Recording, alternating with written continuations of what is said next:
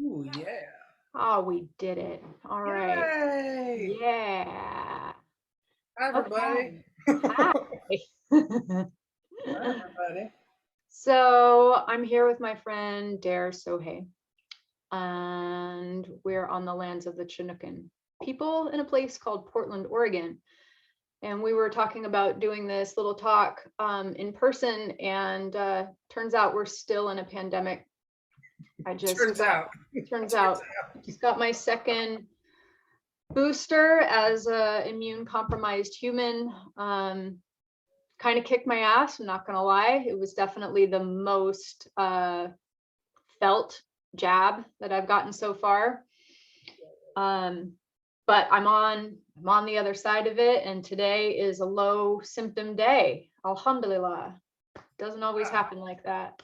Um, but I've been wanting to have this conversation for a minute with my friend here because I've been doing some death work. I'm on like year 3 of working in a hospice program, but it's been more than that, right? Like there's a lot of death going on. It's like when I first kind of started dipping a toe in it, you kind of hear about like death cafes and death positivity and death doula and certifications, and it's like then there's a global pandemic, and it's like, you go into any cafe and it's a death cafe now. Yeah, sure.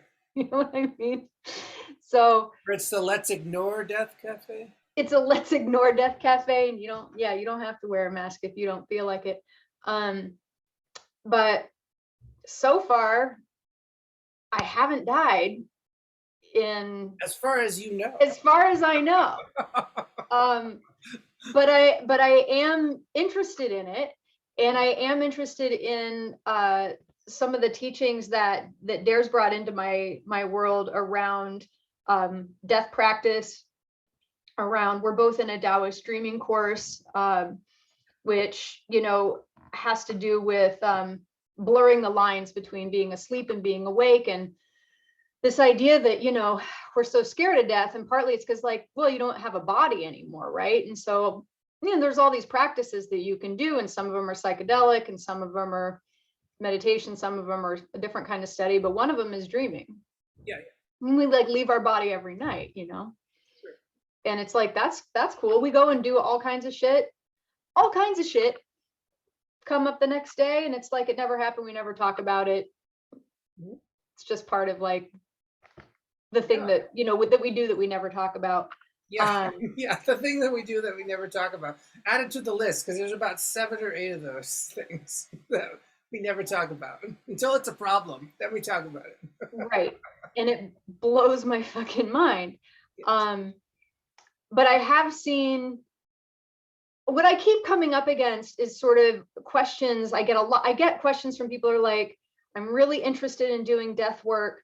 Which certification program should I enroll in? Yeah, totally.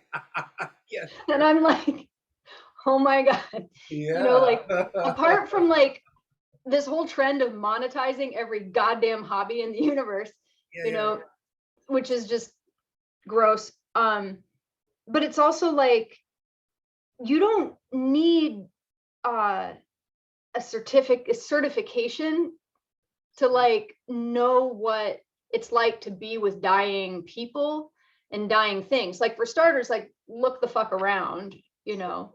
Um like, this, we're just in the throes of like more death than I think generations have seen in a minute. sure. Maybe like minus everyone who lived through like Holocaust time. Right. um but like my kids are like, that's black and white times. Sure, That's like sure. the same as the Beatles to them. Yeah, yeah, It's yeah, like yeah. it's all just There's a black and white shit. there's a kind of flattening or kind of like and I think all generations do this actually, and it was only through like oral tradition that it sort of was mitigated. But we don't really have an oral tradition anymore. We have a kind of media tradition, which is what I part of what I will talk about. But Thank so you. like humans are really kind of, I want to say the word addiction because it's true, but there's a kind of neurological craving for story just as an entertainment, as a panacea, as a kind of lullaby, as a kind of mapping system. Like, how do I make decisions? Well, these stories are kind of helping me make decisions, you know? Yeah. So it's not a bug, it's a feature.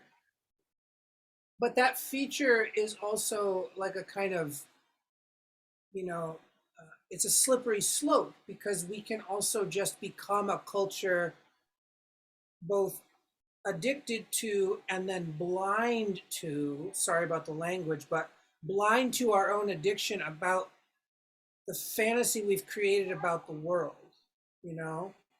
And part of death practice and dream practice, because they're actually the same thing, but we kind of have to talk about them a little differently. Just because people think that they're not the same, which is part of the issue I'm talking about here. It's like we have a story that says death is this and not these other things, which is false, actually. And we have stories about what dreams are and are not, and that's all completely false too. And so we're dealing with a bunch of incomplete or inaccurate stories or narratives, right?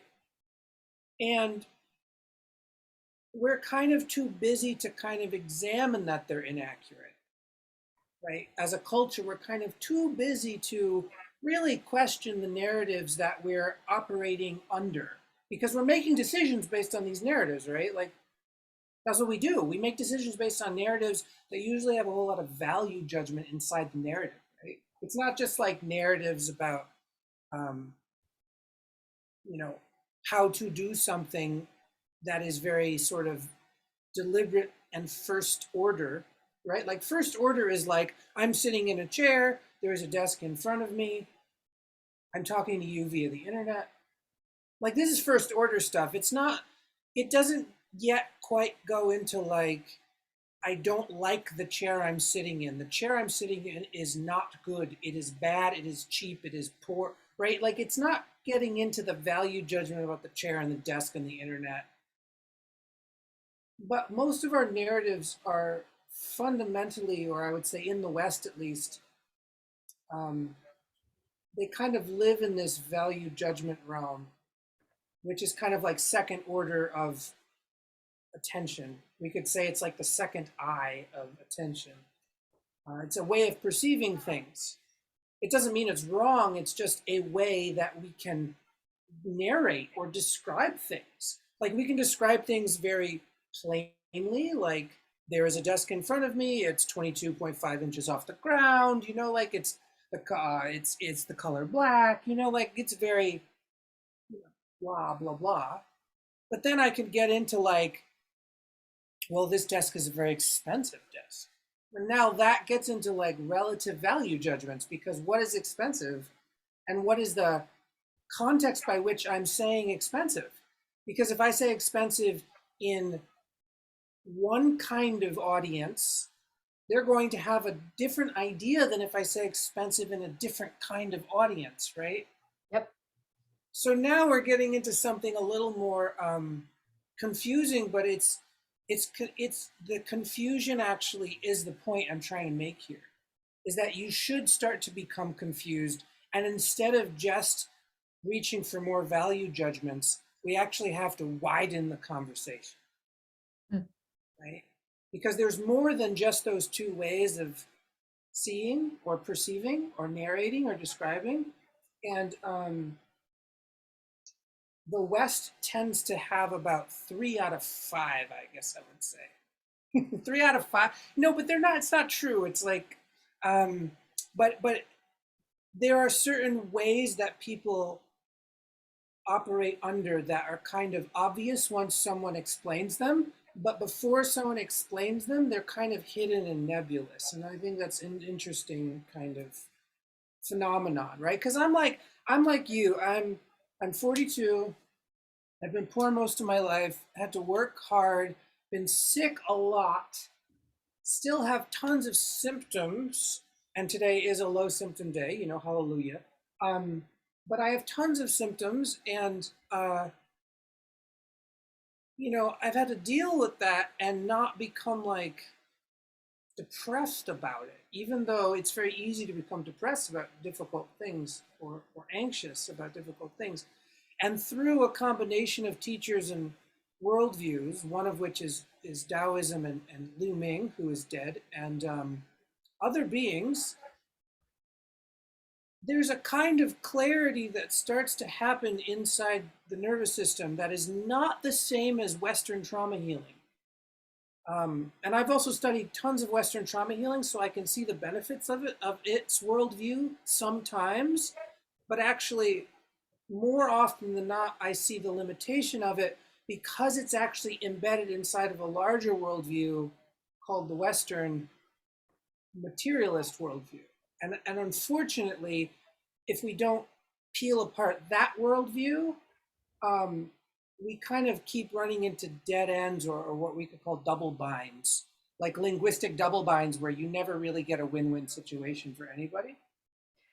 That's kind of the crux of why I was hoping to be able to get a little time with you today, because I've been writing and reflecting on some work by Francis Weller with his blessing. He has a gates of grief model where there's all these kind of portals or initiatory access points for grief work. And it's great because, we kind of have this really sort of specious, stage theory thing that is so very common and was just an absolute, money grab. Yeah. And so I really appreciate the work of Francis by kind of really broadening the convo, being like, there's all these different places where we access this capacity for being just blown wide open. Yes. Right.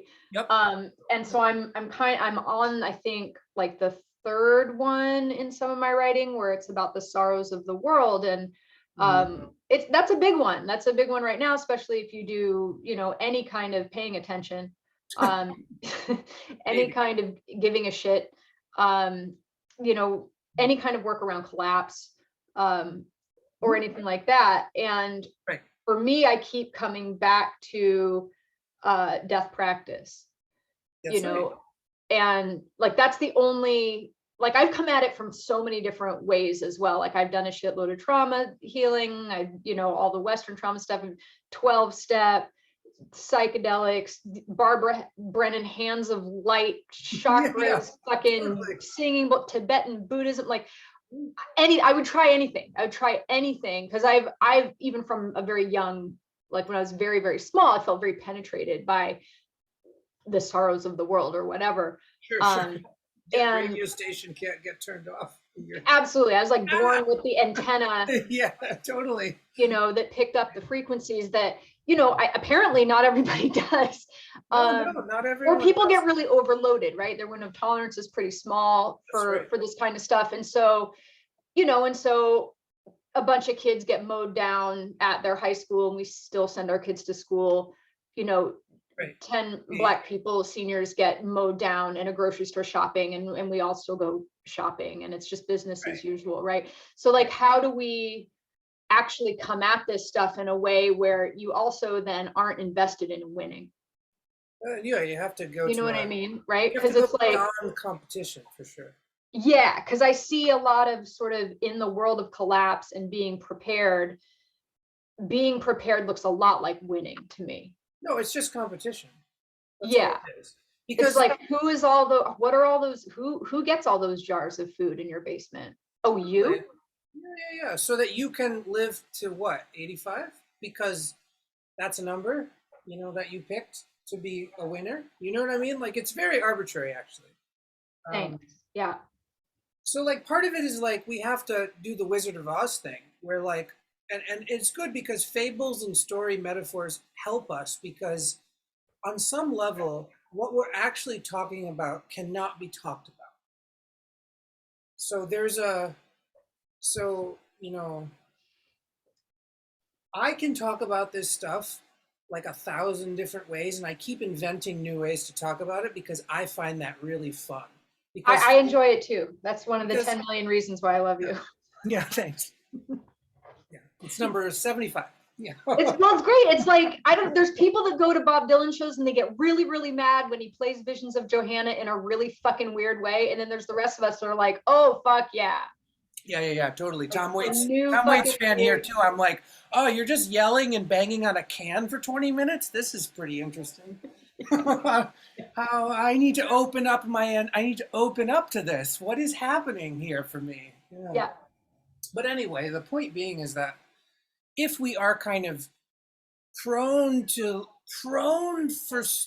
story as a verb, right? We're prone to kind of story as a verb, and most of our dreams are kind of story-like.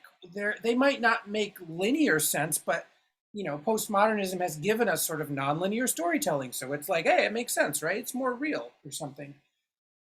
Because hindsight's always 2020, isn't that weird? Like there's facets of our lived experience that we already know are kind of bonkers, and so even though the West has made a kind of mission or a manifesto to solve everything, explain everything 100%, right? This is the Western kind of character, right? The protagonist of the West is like, there is a solve for every problem. There is an explanation for every process, right? Now, I'm not saying that that's bad. I'm saying it's incomplete, because there's also a kind of story or protagonist that reaches the limits of that, which is to say, solving and understanding and explaining and dissecting and analyzing is all very well and good, and I get some benefit out of it, yes. But they encounter a moment that actually their normal process of interaction, which is like understanding, extracting, dissecting, analyzing, explaining, describing, their normal kind of way of interacting or making decisions kind of hits something and dies. So their way of trying to like be in the world becomes obliterated by a event or a situation or a moment or a feeling that actually completely resists this manifest destiny thing. So you think you can conquer the frontier of this experience? And the answer is no. The answer is something more like, try again. There's a different way to be here. There's a different operating procedure. There's a different relational behavior set, right? There's a different set of options. There's a secret menu. Secret menu. There's a secret menu. There's a secret menu. Yeah, so part of it is understanding that, like, so in the dual world, there's the known and the unknown, and there's a battle between the known and the unknown. That's the secret subtext, right? The subtext is that there's the known and the unknown, and it's a battle, and we want to get all the unknowns into the known, and then we'll win somehow. Some shit will happen, we'll win, or confetti will pour from the ceiling. I don't know, something will happen. But like, we'll get gold coins at the end of the Mario stage. Like some weird shit will happen. Like, who put the flag there? Why did I jump on it and pull it down? Oh, coins happened.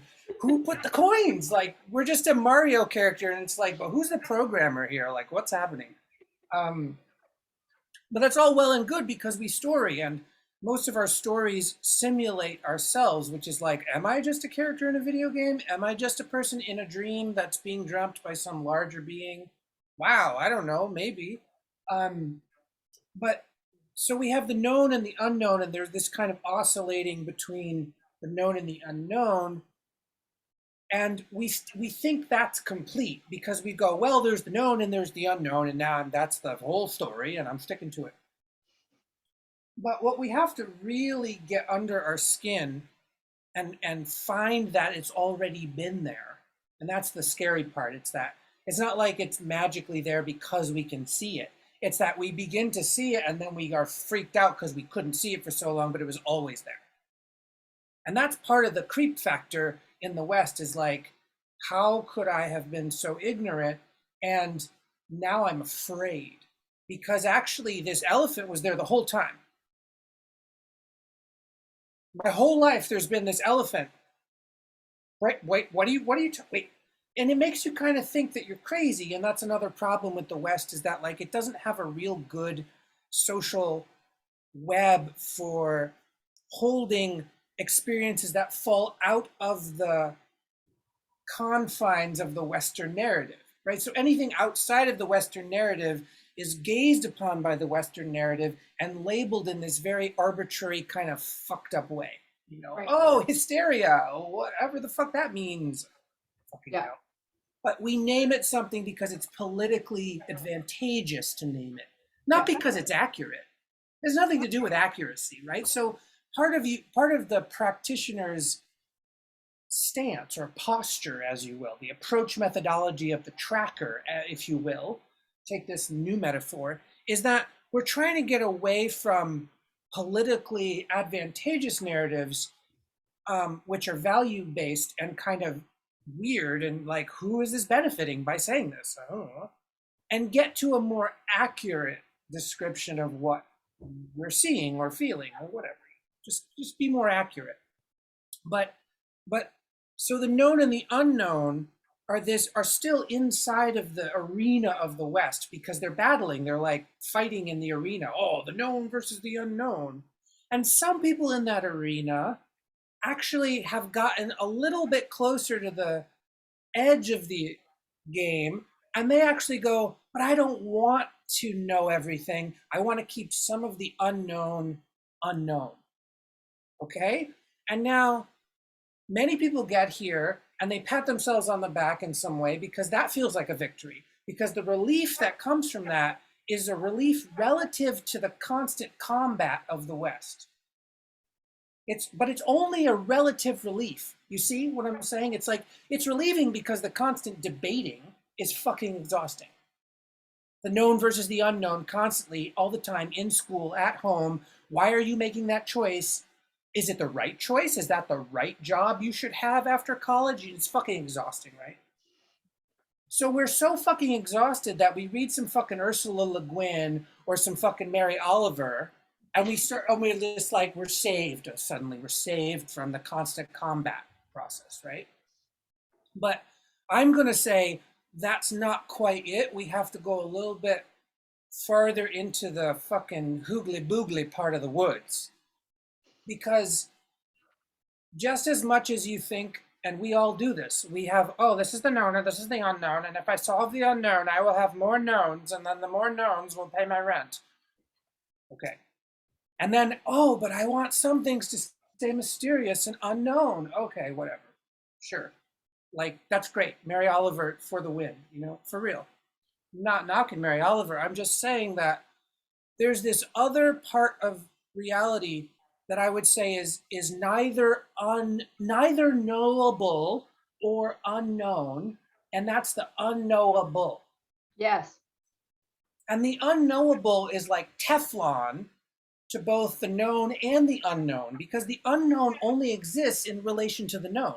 And I'm saying that this other thing that I'm calling unknowable actually can't even be described. Yes. And it's actually not just a factor of intensity of the unknown. It's not like I'm saying, well, if you just multiply the unknown by an infinite number, you get the unknowable. That's not what I'm saying. So already I should be breaking your brain, because I'm asking you to think about something that's also unthinkable. Right. Right? Because to the knowing and thinking are kind of really related. It's like, well, if I think about this a lot, then I kind of know it. And I'm saying, yeah, but like this thing that I'm talking about is like, it doesn't stick to that. It's Teflon. It's like, I can think around it, but all I seem to pick up when I think around it is all my other bullshit things about the known and the unknown. Yeah. So there's still this space that is kind of resistant to all of our machinations, including our conceptual machinations of like, well, okay, so let's talk about the unknowable then, Dare. And it's like, yeah, but once we start to do that, really do that, I'm not talking about just sort of gaslight ourselves into some kind of like, well, my practice is, I did more about this unknowable and I wrote 32 poems about it and I meditated about it and I talked about it on this podcast. I'm saying that like all of that is natural because we live in this capitalist fucking hellscape. But I'm also saying we also have to examine that those products of our struggle are not the thing that I'm talking about.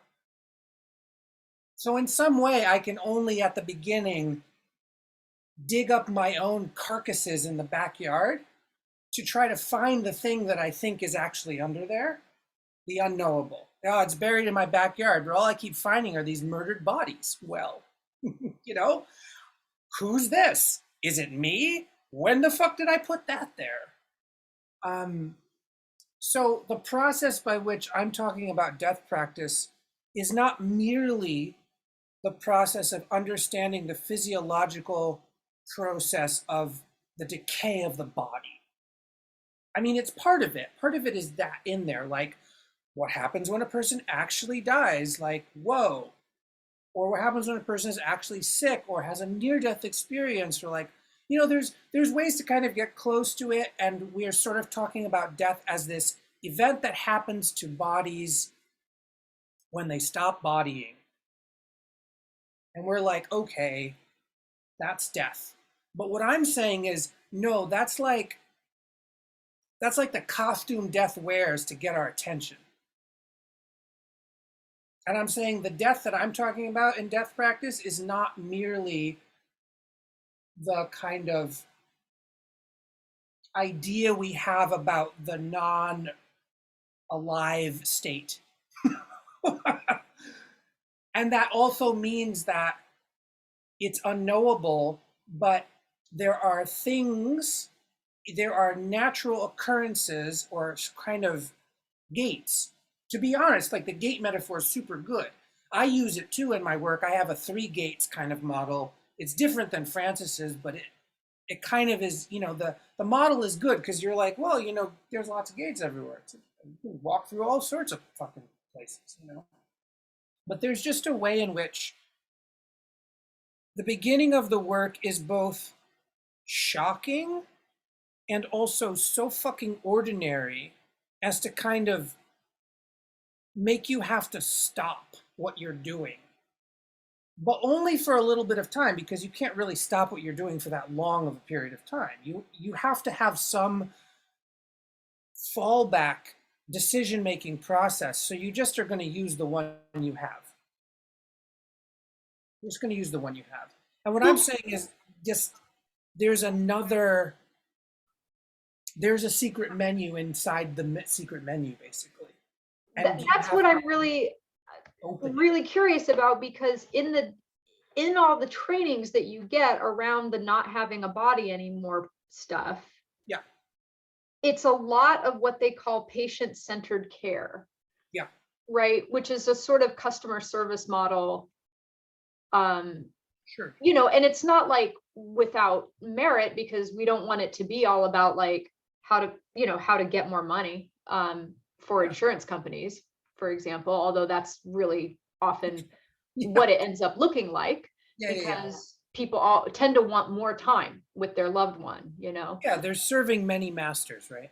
Absolutely. But even in the sort of like death doula world, there's a tremendous amount of influence on making the services be whatever the dying person wants the most. And so, you're a doula, you're a servant, you're a slave, as the word has that etymology to it, to the person that's dying, as opposed to being a servant to, the culture or to the unknowable. Yes. Right. Yes. And those are really, really different things. Those and are so really different things. And it can make the perspective that I have in the work that I do sort of really unpopular, actually. Oh yeah, super unpopular. Right? Yeah.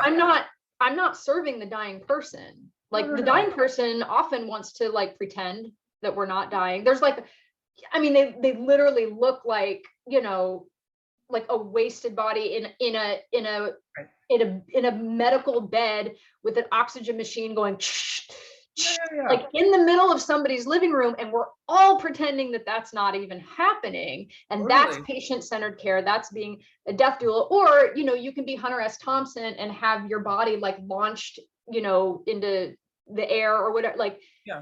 like all this sort of epic stuff. Yeah. And like when I listen to Lu Ming talk, like it's just a colossal misapplication of chi to sort of have this, like all of this death doula work that I see in the sort of death doula industrial complex, where you get a tote bag and a certificate at the end, Yeah, you get is like more and more self, which more and more self. actually makes dying harder.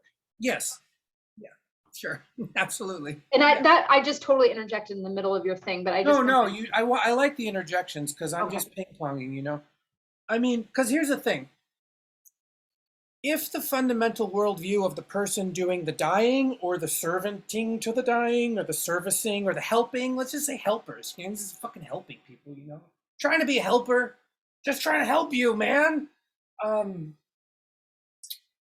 If the fundamental worldview, which is to say the dream of everyone around in that room laying down, if the fundamental worldview is that we are individuals inside of a world that does things to us that we don't always agree with or like, if the fundamental worldview is this mechanistic, materialistic,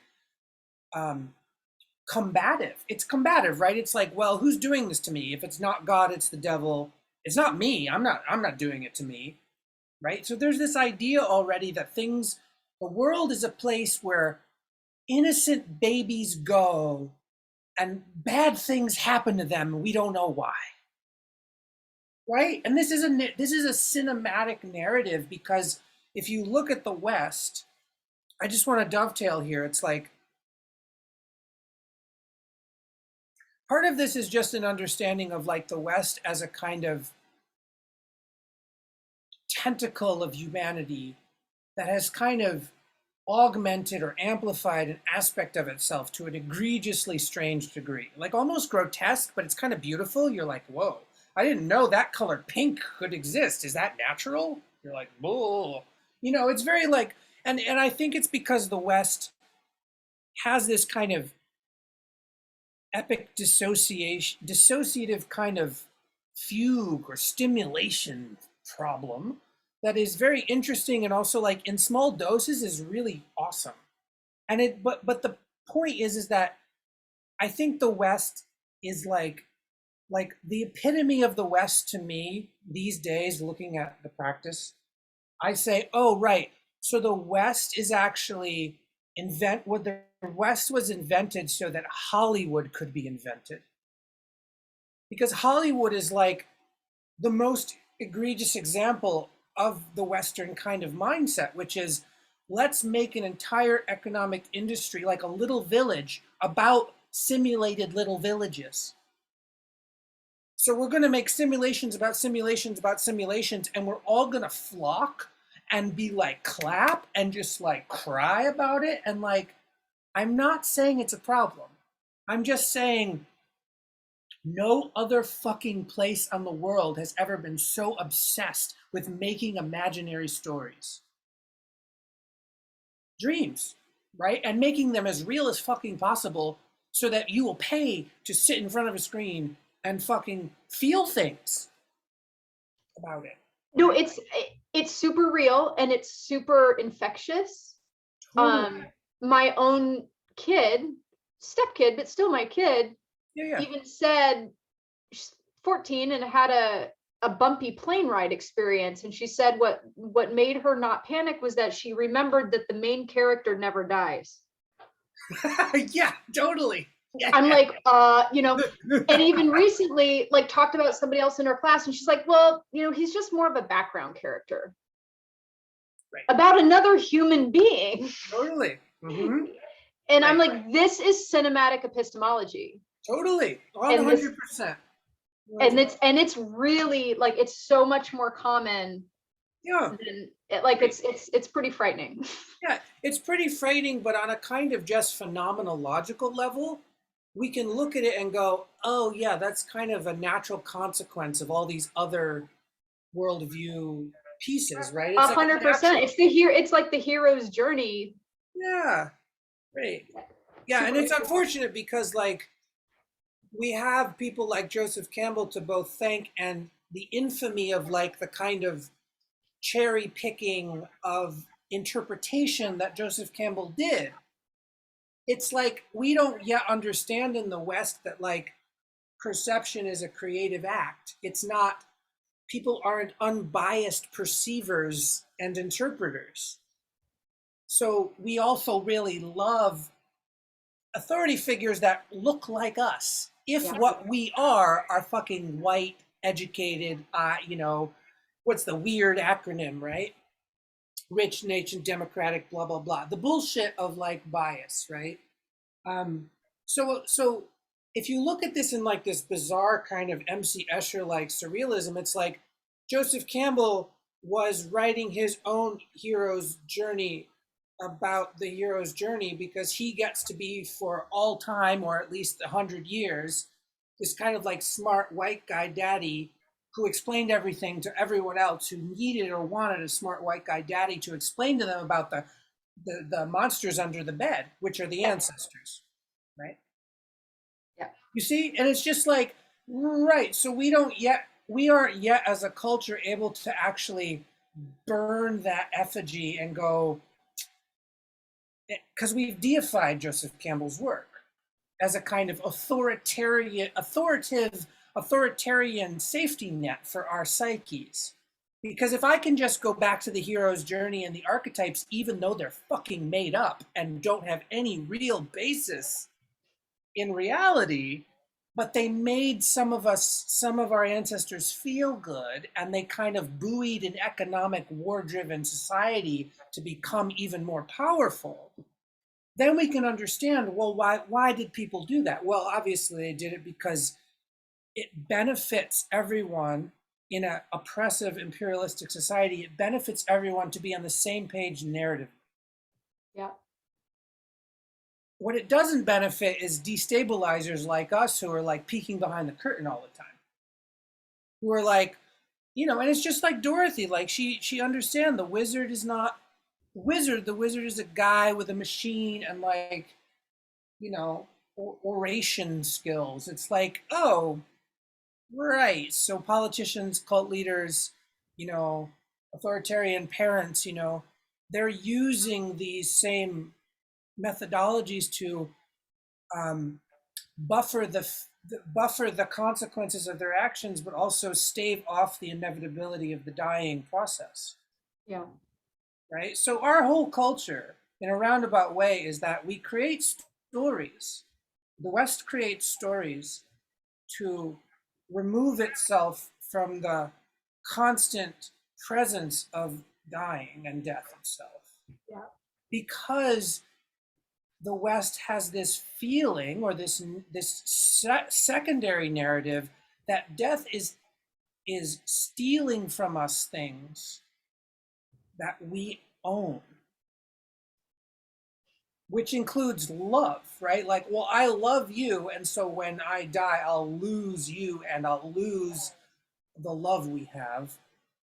Therefore, death is bad. Death is the antagonist in my fucking narrative, right? So if you pull back enough of the curtains, you'll see this in every micro interaction in the West. All of our urgency, all of our scarcity.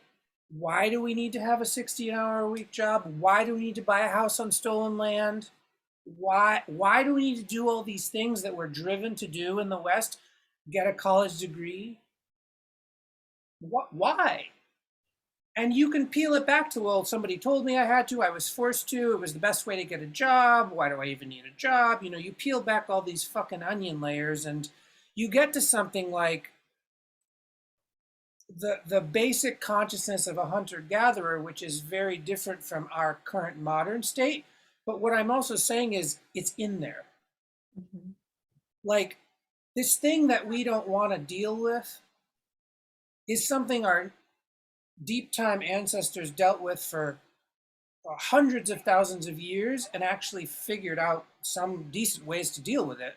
I'm not saying they're all completely applicable. I'm just saying that, like, nested, there's a nested process by which we actually know how to deal with the dying process in a kind of cool way. It's pretty cool, actually. Pretty interesting, pretty fulfilling, satiating, nourishing, all these words that we could use to describe it.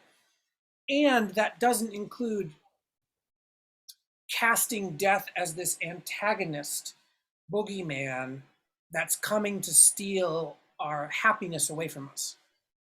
Right. But to actually practice that, not just have it be an idea, because the point that really gets me is that, like, we can kind of talk about this shit forever Right. and still never actually feel different when Right. it actually matters. And I think that, you know, there is something I'm struggling with, because I'm about to do this 13-month container in the work, where I've never really just said, this is the death practice group. Everything we talk about in this group is going to directly relate to doing death practice. And also, on some level, I can't really tell you what death practice is for you. I Right. can only tell you my experience of doing it and how Right. fucking, like, weird it is and struggle and all the things. I can only tell you my relationship with the practice and then kind of extrapolate outwards and then sort of go, well, I mean, I don't know what your version's going to be, but Right. hopefully this framework will help you. I don't But that's why it's so valuable, because we don't need more experts. We know. don't need, like, in the other thing that I do with Jen Lemon and in the Nest is we talk a lot about above the line and below the line, like wisdom. And like above the line is all like socially sanctioned, you've written a book, you get paid for it, there's letters after your name, society, church, family tells you that it's a thumbs up, like all these sort of signifiers and markers for something that matters and has value. And then there's all this below the line shit, which is like ancestral knowing, your body's wisdom, gnosis, like lived fucking experience. You had to figure it out. Anything you can't read in a book, intuition, deep intuition, ancestral knowledge, like all that shit. And that's the shit right now, like scrappy skills, improvisation, like that's actually the shit that's really important right now, because we don't, anybody that claims to have a map for like what's going on, like nobody alive has really lived through what we're living through, and nobody is an expert on like what to do about it in a way that they can tell you, like, here's the step process and then here's the certificate you get at the end and now you're an expert too. Yeah. Like there's no affiliate link or MLM or like pyramid scheme that's going to sort of like proliferate us out of whatever it is that we're doing. So I wanted you to talk about your offerings coming up, because I do feel like they stand very much, not out of opposition, but as this like other way to come at this stuff, Yeah, third way where, kind of thing. yeah, and it's not like, I really appreciate how challenging it is to kind of do this work and not have it sort of accumulate your own status or drive like clout chasing and all that shit where it's like hoarding. And I think you're the one that said that hoarding is the opposite of peace, whether you're hoarding resources or you're hoarding like knowledge from your chest up or whatever. Or And so, expertise, status, anything that you think is, because hoarding is like the true face of owning. yeah. And like, I technically own this stuff and I've worked and paid money for it and I own it. But if I'm actually going to do death practice the way that it actually require, it's like the entry requirement that you keep paying for death practice, because you can frame it transactionally, which is like, I do the practice, I pay my time, I pay my energy to kind of be in relationship with this kind of somewhat nebulous and yet completely immediate process. So this is the other thing too. It's like there's an immediacy to death practice And most of our behaviors are about buffering that immediacy, right? Yeah. But death practice is a way to kind of look at all the options you actually have and then actually have the kind of guts, the kind of guts, but also like the kind of daring or the kind of playfulness that would make you choose some of the more strange options on that menu, right? Because what I'm talking about here is not just a way to kind of philosophize about what might be, which is a way that could be done. We could go off into kind of science fiction tangents about death and afterlife and the transitory states and all that. We could. I mean, like, it's fine. I'm not saying it's wrong. I'm not even saying that the information in that realm is inaccurate. Like, it might actually be perfectly accurate. The Tibetans have been doing this kind of work for something like 2,000 more years than our Western psychological discipline. Yeah. So if you think about psychology, it's like, well, I would kind of listen maybe more to the people that have been doing it for 2,000 more years than we have. But of course, their worldview is fundamentally different than ours. So it also, you know, you still come back to frame collision no matter how you slice the cake. Yeah. You're coming back to like, well, I don't believe that. It's like, this is not the point. The point is what the fuck you believe is part of an indoctrination scheme that you don't even know that you entered into. Right? And so part of the work is kind of anti-colonial in the sense that it's like reverse indoctrination. Right. Because it's not saying you can't be indoctrinated and that the indoctrinations are not useful. Because on some level, the indoctrinations are useful. Like if you need to know how to drive, you should be indoctrinated into that worldview of driving. Like go to driver's ed and know what red means and know what green means. And you know, like there's an indoctrination there where you're like, oh, okay, that's what that means. Okay, sure. We're all going with that. Okay, sure. You know, like there's a kind of like is this correct? Am I on? And the same thing with language too. It's like A, B, C, D, E, F, G. It's like we're all indoctrinating the kids to be like A is A, not Z. Okay. Right. So on some level, it's indoctrination all the way down, but there's a secret door on the left of the last level, which is like you're doing known unknown all the time.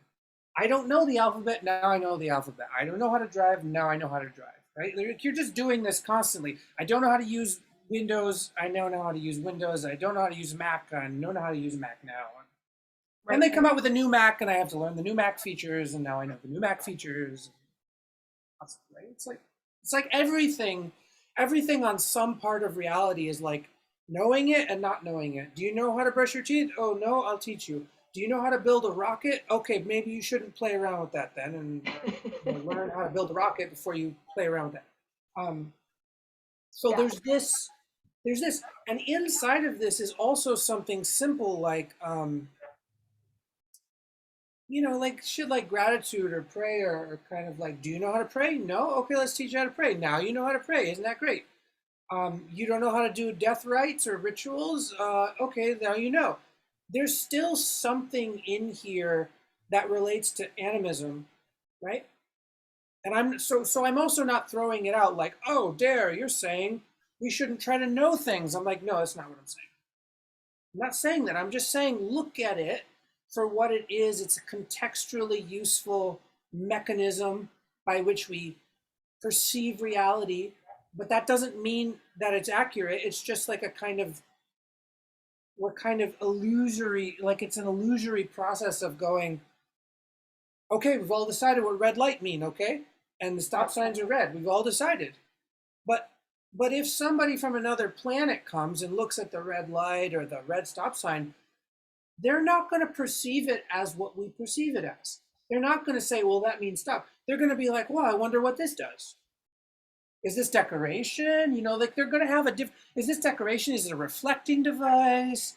Is it for birds? You know, like it's kind of like this lateral thinking that you kind of get in design school where you're like, how many things can you think of for this set of toothpicks? And you build different things with the toothpicks, and it's kind of like you're breaking the lateral edges of your thinking instead of just kind of going, well, toothpicks do this, and that's what they do. They're like, no, these are actually small pieces of wood. What can I do with all these small pieces of wood? Right? So, you're kind of going under the story. Instead of a toothpick, you're like small pieces of wood with pointy ends. Right?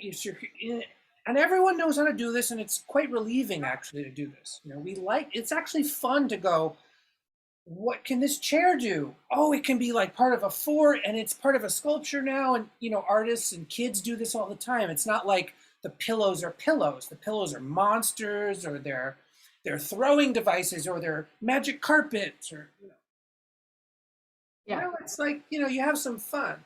Yeah. So part of it is getting under the guts of it and just going like, we make things up, we pretend we agree on the making up of things, and then we argue about the making up of things constantly, and that's called social media. And but there's something else, and the something else is death practice, because the something else is, how do we relate to the unknowable? How do we relate to the unconquerable, the unthinkable, the unmeasurable, the unquantifiable? Because it's not going to save us. And yet, in a weird way, it fulfills us.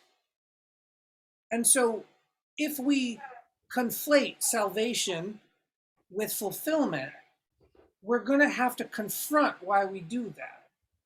We're going to have to confront all the ways that we and the culture that we are try to defeat death, save us from bad things happening, and why we do that. Because we kind of have an idea that death is like evil, and what is that about? And there's something also about just like, you have like the collapse of the ecosystems that's happening right now, and the kind of fear that we feel from that is extremely natural. So I'm also not saying we should try to solve it. I'm saying we should actually enter it like a gate. The fear of what might happen if we actually continue our behavior is actually the point, I think, of the behavior in the first place. Like, I don't actually think we did it. It's like, oh, this is accidental. We didn't really know the consequences. I think a lot of that we can keep creating a semantic kind of nightmare about, well, do we really have free will, or did we really mean to kill all the whales? I don't fucking know. Because the thing for me about being a practitioner is that you first deal with pragmatics, and you only use concepts to get as close to the practical and the non-conceptual as possible. So all your concepts are really just impermanent tools, and they're impermanent. You know that they are. Like, you actually want them to be. This is like kind of what death practice has taught me, is that like, you actually want all of your devices, your concepts, your conceits, your narratives, you want them all to be like on a self-destruct timer. Like, you actually want a built-in like expiration date on everything that you use. Because if you have any hidden part of your system that is pretending that there isn't an expiration date, like for instance, democracy, justice. Oh no, that's like permanent, universal, never will. See, that's where you go. Because if you can feel the ticking time bomb of your idea of the thing that you love, you've got a direct inroad into the practice that nobody else can give you. Because nobody else can actually tell you where your fucking bullshit is. Yeah. But it's very helpful to be in a group of people who can talk this way, Because if you're just in social media land, or you're just talking to your family about the unknowable and the fact that like you think your idea of love is perfect, and actually everyone shares it. If you think that, and you're like you're starting to look at the grotesqueness of that, because it's grotesque actually to think that you know what love is. It's grotesque to think that you can give it to everyone else and that they'll want it. It's fucking grotesque. And if you're not in a space where everyone around you can go, yeah, that's interesting. What's that about? Or like, hey, have you thought about this practice? Because like, kind of have to buffer the threat response you're having from noticing that. And also, you have to have communication tricks to talk to other people who don't really want you to do this. Because people around you are totally invested in you keeping up your fucking appearances forever. Because the minute you start to go, I don't think I'm really me. And that's me with a chisel, right? I'm just like banging, just like, I don't think I'm really me. I don't think my gender's fucking real. You know, I don't think my fucking identity is fucking real. And you just start fucking, you will encounter ghosts. Like the dead bodies I talked about in the metaphorical backyard. Yeah. They are inescapable because they're both yours and not yours. Yeah. So like, even if you think you're like from a culture that knows everything, and bullshit. Because every single culture has these fucking ghosts that they've all buried in the backyard to kind of keep going and keep surviving and keep like sane and like not rock the boat, because we're people and people are kind of volatile. Yeah. So death practice is like this secret menu where you actually get to go, I'm not exiting community. I'm not exiting the social game, because that's fucking bullshit. Because that's actually just, we don't have the privilege these days. I don't think we have the privilege these days to kind of do the whole, I can be a hermit in the mountains and that's okay. It's like, well, maybe for some people, maybe that's okay, but I don't.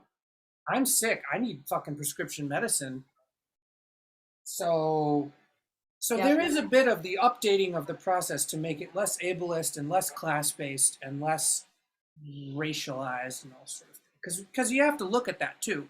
Like, it's not like the Tibetans or the Taoists were like paragons of fucking virtue. It's like, you look under those covers and you're like, well, that was genocide. I don't know how else to spin that story. Oh, that was child sacrifice. Oh, that's very interesting. Yeah. You have to sit with it. You have to sit with it and go like, well, is my ick because of this moral judgment I have? And that's part of it too, because, oh, we don't do that here. Well, yes, we fucking do. Yes, we have child sacrifice here. Yeah. We just don't call it that. Yeah. We have child sacrifice in this culture. We have live blood child sacrifice in the American culture. It's just not called that. And the priests wear different uniforms and they're not called priests. Yeah. So we have to understand that like looking under the covers also means you have to look under your own covers and go, oh, so humans like kind of are cannibals. Yeah. Am I supposed to be? You'll get to this funky place where you're like neutral about it. And not neutral like not caring, but neutral as in like, I'm going to feel this way about it, then I'm going to feel this way about it. Yeah. And then I'm going to come back to a synthesis, and then I'm going to feel another way about it, and then I'm going to integrate that. So you start feeling in all these directions about cannibalism. You're like, okay, so how far back do I have to go in the timeline before cannibalism isn't a moral problem anymore? Oh, okay. So that, you start to play these games, and then you come back to now, which is to say, okay, so we're not there, and that's not what we're doing now, but actually we are doing it, and it's called ICE. It's called ICE, immigration control. Yeah. You kind of go, And you start to wiggle and you start to feel things immediately in your system. But as you play that game, you're destabilizing some part of your personality that actually pays the rent, does your taxes, cleans your bathroom, does all the things that like you have to do to be like acceptable to other people. Yeah. So what I'm saying is that like at the same time that you're destabilizing that, you also have to stabilize it more, because you also don't want to be like, oh my God, I had this fucking dream and I can't stop fucking crying and I can't go to work anymore. Right. And the problem is that I can't guarantee that being part of a group and doing this practice won't have that happen to you. Right. But what I can say is, it's pretty gnarly in the ocean in a raft. It's pretty fucking gnarly. Like if the ocean takes you, so be it. Like fucking good tidings, bon voyage, like whatever. But I can also say, if we want you to actually come out the other side of this, a more stable person, a more generous person, a more imaginative person, a more adaptive person, a more responsive person, a more kind person, and a less salvational person. If we want those things to maybe happen, we could kind of create a container in which the culture inside that container dealt with all of that directly without bullshit. Yeah. And what that does seem to require is somebody in charge of that culture who absolutely does not want status and will absolutely kick you out if you try to give it to them. Because what I'm trying to say as the person hosting this is, don't get in the way of my fucking practice. But if you really want to fucking practice, get in the door. Come on in, because this is like the thing. But also, it's not the thing for everyone. It might overload your circuits. It's not my job to babysit you. This is not therapy. This is not Western trauma therapy. This is for like what you mentioned before. People who have had a life path where they're like, fuck, I'm sick, or my parents died and all these things started to happen to me. And I can't fucking explain it with Western science. And then when I try to look about it on the internet, I get either woo-woo, new age bullshit, or I get this kind of like grief talk where everyone's like sad all the time and we're just so worried about the planet. And what I'm saying is like, or a cult, or you get a cult. Yeah, all this weird shit that you see, cult A, cult B, cult C, cult D, is like, you actually crave something that is none of those things, which is a stability and a basic sanity to kind of look at it all and go, yeah, this is really happening. And I don't want to become completely unhinged, but like, is that like you actually have a question about what completely unhinged means anymore? Because you're like, I don't know. Your mom died or your parent died. Somebody dies close to you, or you get in a near-death experience accident, or you get sick, or whatever. It could even be like you took ayahuasca. Like, I'm serious. Like, death will come knock on your door in a million different ways if you're the kind of person who actually, this is the path. Because I'm not giving anybody the path. I'm just a person who was like hit on the head 100 times until I broke open and said, all right, I accept. Right. No, this wasn't my fucking first choice. Yeah, this isn't my fucking first choice. Exactly. So no, I wouldn't wish it on anyone. No. It's totally personal, and you're like, man, your mileage might vary. I don't fucking know. Like, right. Whoa. Exactly. And that's no, why. But if you know, you know. If you know, you know. And some people are kind of on the fence, and what I would say to those people is like, just live a little bit longer. Because it's like, my own personal story is so bonkers, because it's like every time I got my legs cut out from under me, I just invented a new escape route. until I couldn't anymore. And that took almost 40 years Yeah. until I finally had to go, what do all of these bad things have in common? Me. You know?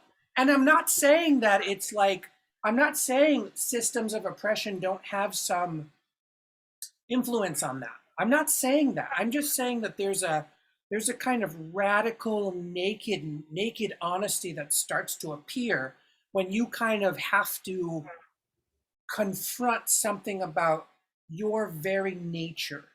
And what I'm also saying is that it seems like death as a permanent fixture in our ecosystem seems to be the only thing loud enough to get through our constant production of fantasies. Yeah. And even then, it might take 2 or 3 whacks, Yep. like wallops, Yep. before you kind of start to let that in and start to get very uncomfortable, because it'll come up against your natural defenses, which are essentially fantasy production. Like, we defend ourselves via narrative. Well, I just have to sell it. That person's evil. So, and I'm not like them. So that's how I can sleep at night. And some people are like freaked out and they can't even sleep at night because they're just hearing the ghosts of everybody. And that's a different story. Those people, death practice is calling you, but you probably need therapy first, because you need to be stable enough to actually go back in to your actual experience and go, what the fuck was that? Yeah. So I'm not saying this is a prescriptive linear thing. I'm saying that, like, the process by having a container in which there's a kind of no holds barred, but I'm not being aggressive about it. I'm not forcing it onto anyone. I'm saying, no, I come here to practice. This is stuff I learned about doing the practice. I come up against these questions. I write essays about it. I live a life. I talk to other people. I just have this thing, and now we can dialogue about it. But the point being is that, like, this process is so natural to humanity, it can't be owned or trademarked by anybody. And anyone who tells you that they can, you just have to watch them do their death practice in that way, because that's actually what they're trying to do. They're trying to create a fantasy so perfect and sharp, such a sharp fantasy, that when they die, it will completely break their shell. And some people, it's their karma to be a follower of those kinds of people and feed that fantasy. And what I'm saying is that everyone in that dynamic that we might call an abuse dynamic or a cult dynamic or codependency or something, I'm saying from this vantage point of death practice, you go, you go, more power to you and the way that you're choosing to shatter at the end. Because that's how you need to do it. Because I can look back at my own past and go, kind of the same thing. But from a more naive and idealistic point of view, you still have value judgment against those kind of people. Well, they're doing it wrong and I'm doing it right. Sure. And there's a way in which we just have to kind of be naked with all of that, sit in it, can't force it on anybody. But what we can do is know, and this is kind of where it's skillful means, right?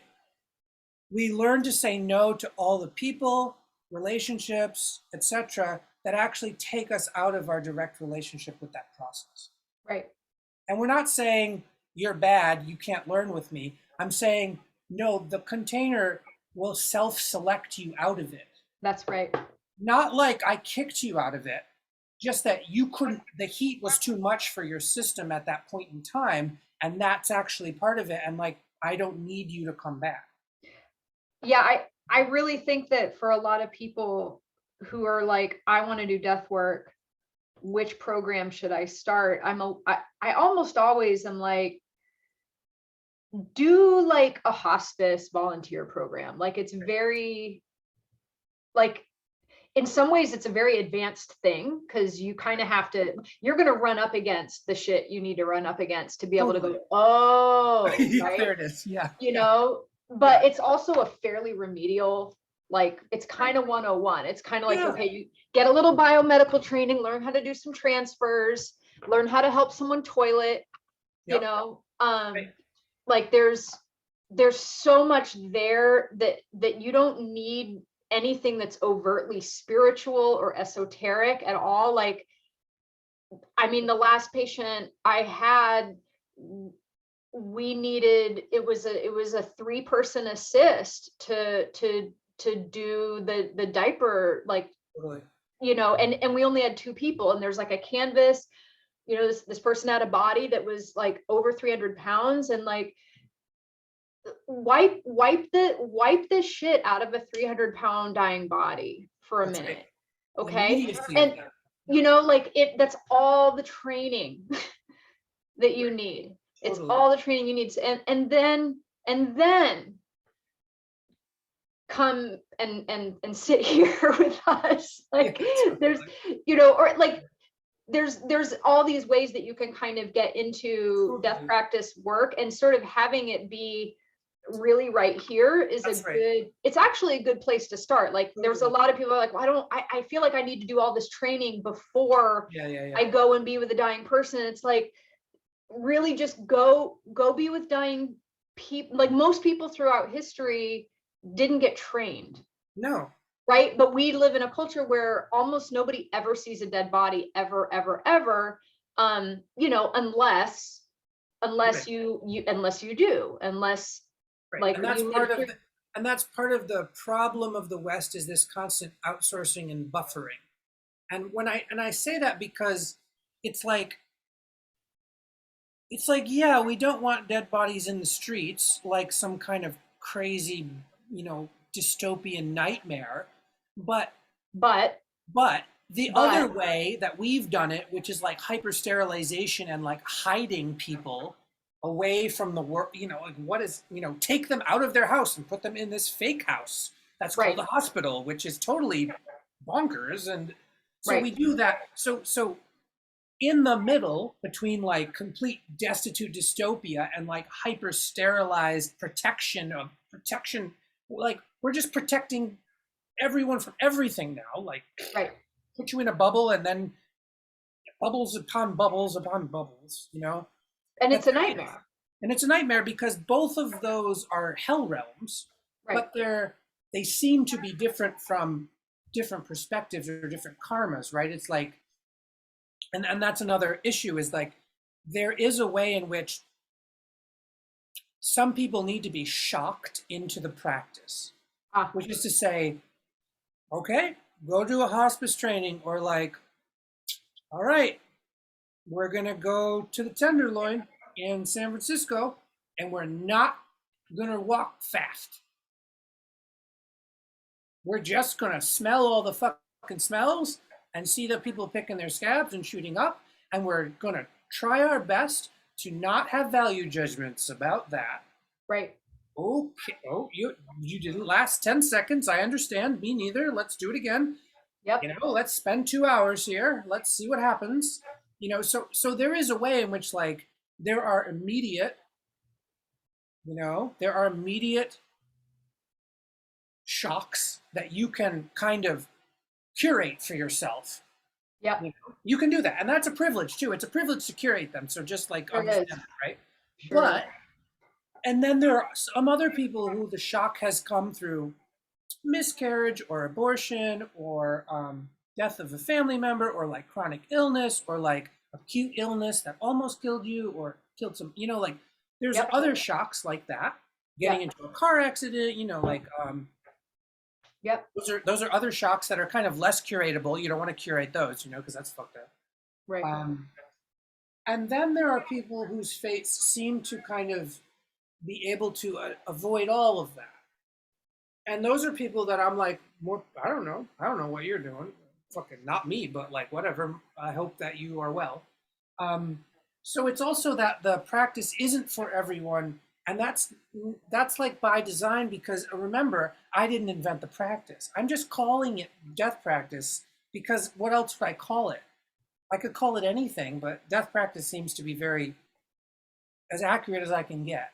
But what I can also say is that no one culture or person is like the arbiter of what this means to do. So in that way, the open sourceness of it kind of can protect you in a way from your very natural need for authoritarian bullshit. That. And we need that in this culture. We need a kind of anti-cult practice that isn't just about cults. It's about the real thing that's actually happening. Like, why do people join cults? It's because of death in the first place. Right. So if you see the underlying reason that people do the weird things that they do, even though you don't agree with them or whatever, it's like, what, Republicans or Democrats? It's like, yeah, That's what's both. underneath that? Yep. It's the fear of dying, because dying will take away something you think you have or that you love. Or you mean like we did to the Native American? What are you talking? No, I should talk. Black people? I cannot. I can see. Yeah, CRT is racist. You know, critical race theory is racist. I cannot look at the bodies in the backyard. You know. So if you understand that all of these choices that people are saying are choices, Yeah, are actually just fake choices to hide the reality of being in a direct encounter with death and dying and all of the various emotions that come from that. If we understand that a lot of these band-aid choices are just band-aid choices, we might actually, as a conscious social being who actually wants to care more and actually is concerned about collapse and all this stuff, like, we be concerned, but I'm saying be concerned and be very suspicious of how you try to solve that concern, instead of just going, I'm going to pull the band-aid off and go deeper. Oh, another band-aid. Oh, there's another band-aid. Okay. Yeah, that to me is more about what death practice might actually be. It's not just caring for the sick and dying, although that's important. It's not just for trying to save the ecosystem from our own hubris. It's not just concern about what happens as or after we die. It's not just that, but it contains all of that. And in fact, the immediacy of all of those fears and pain and desire will get you through the door. Because if it's just conceptual, you can't do it. right. It has to hit you somewhere that you really either don't like it first, and then you start to have to become friends with that like pain that keeps hitting you. Yeah. Like, why every time I think about my kid dying, I get really, really, really, really angry. There it is. That's the door for you. Yeah. But can you do that by yourself without any help? You could. Lots of people do. The point I'm just trying to make about the offering is that, like, I'm ready as a person to just go, yeah, this is I'm just going to dedicate to it now. I've been talking about it for 3 or 4 years. People keep asking me about it, but I was kind of like, yeah, but I don't own it. It just kind of happens, like, like everyone's got it, Right. but there is something about the necessity, I think, of this time where we are in an ongoing pandemic. We are in systemic eco-crisis collapse. Animals and plants and fungi are dying right now all the time because of us. And then we're going to die because without them, we're nothing. So there's that. And then there's also just the inevitability of, as a sick person who's constantly managing health concerns that I didn't create on purpose, I could die very soon, and that wouldn't necessarily be a problem. But what death practice allows me to do in reflection of that, like if I reflect upon that I could die in a month or 2 months or 10 years or 5 months, like I could just, symptoms could get really bad. I could just die. I could get COVID and fucking die. What death practice has given to me is that instead of doubling down on trying to save myself from that, I could actually just open into it and say, how can I best be of service without denying this reality? Yeah. And then to me, that opens up the possibility that we could have a container that is actually beneficial to more than just the people in it, which includes people around us and animals and plants, but also ancestors. Like, oh, like we could actually come together, and it's not for the sake of grieving. Like that's Right. the other thing. It's not, I'm not saying this is the grief practice group, because to me that's still a band-aid. Right. And I know lots of people are going to get pissed off at me because they actually like how they feel when they're sad. Right.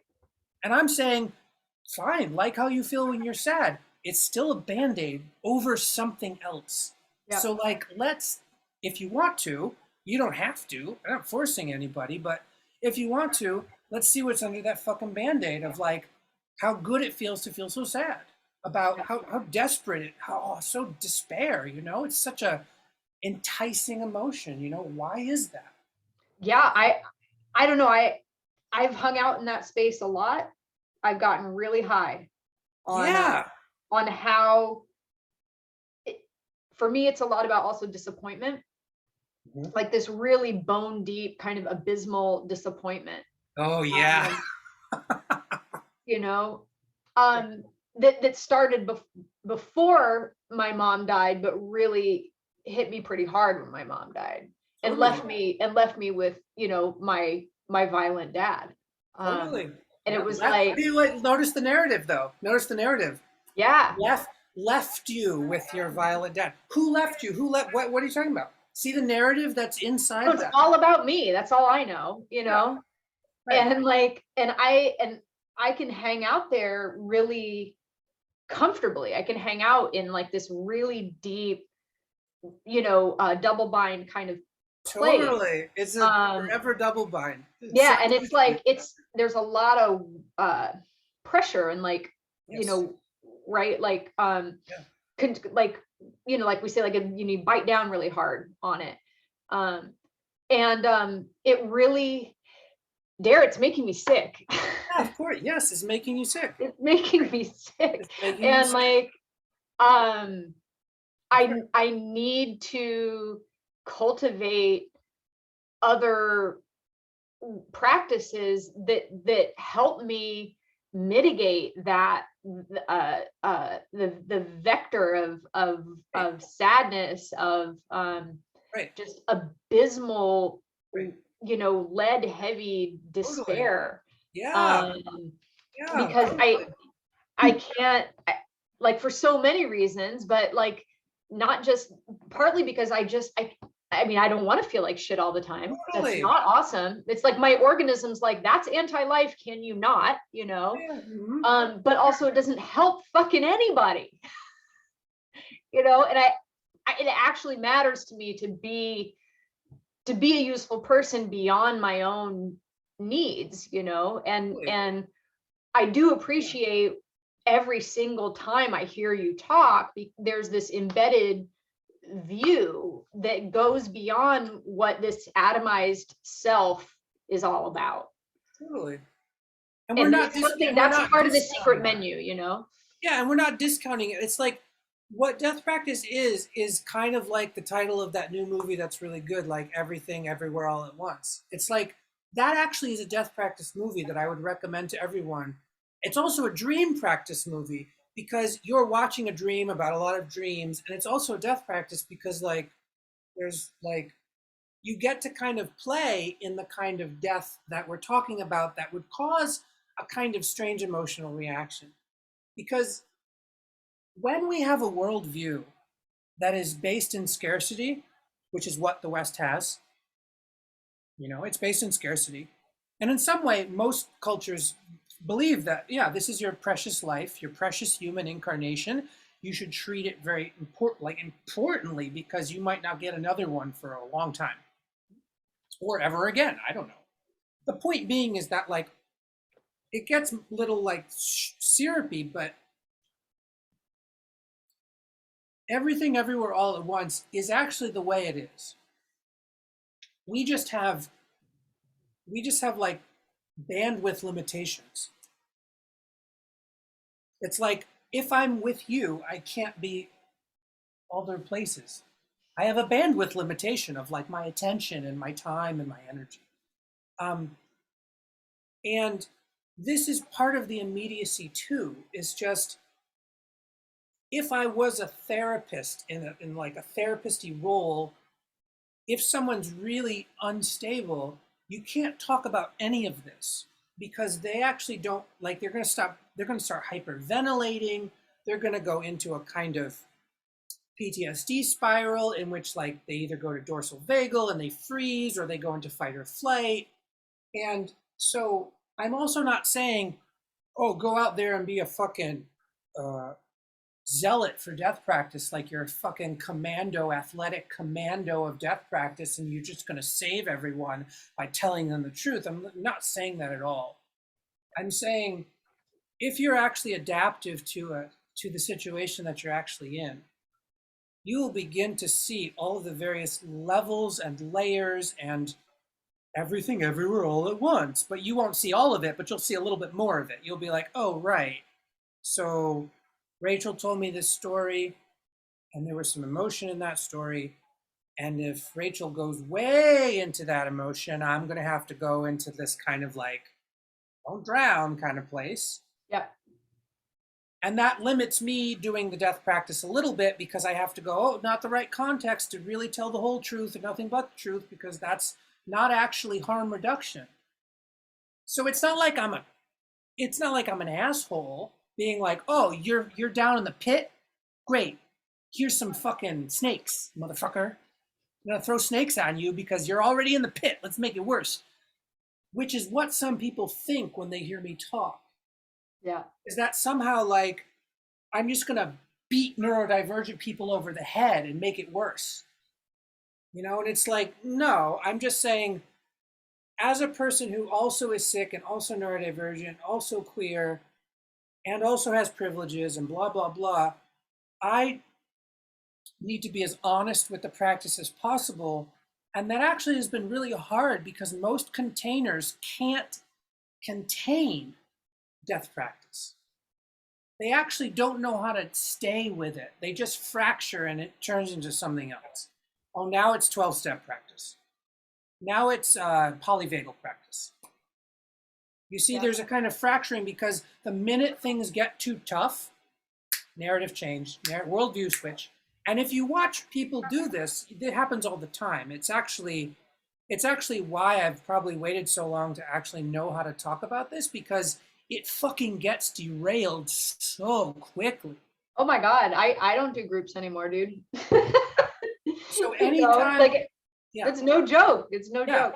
It's the derailment process of like, I'm sad, you made me sad. Now everyone has to cater to my sadness because if not, I'm gonna fucking cancel you on the internet. Is like this whole weird like, okay, so that's why it's like, if I'm not entering into a, like, I didn't say I was going to save you, so why are you here? I said we were going to do death practice. Why are you here?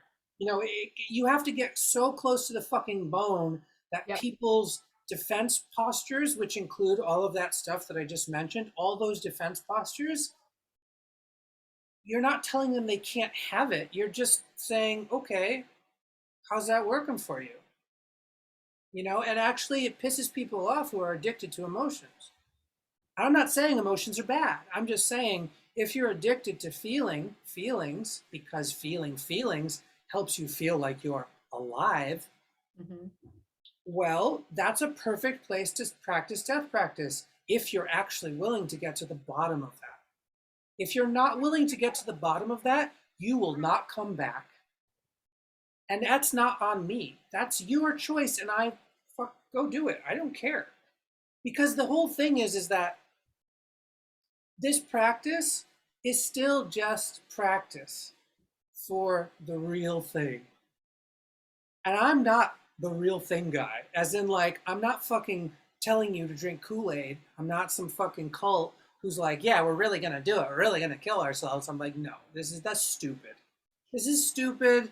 This is a fantasy where you still get to be the hero because you fucking drank Kool-Aid or cut your wrist, did some terrible thing. It's a fucking fantasy. Because here's the deal, it's going to happen regardless. And the thing that people have a real hard time getting around is this thing, because it's nothing to do with your free will.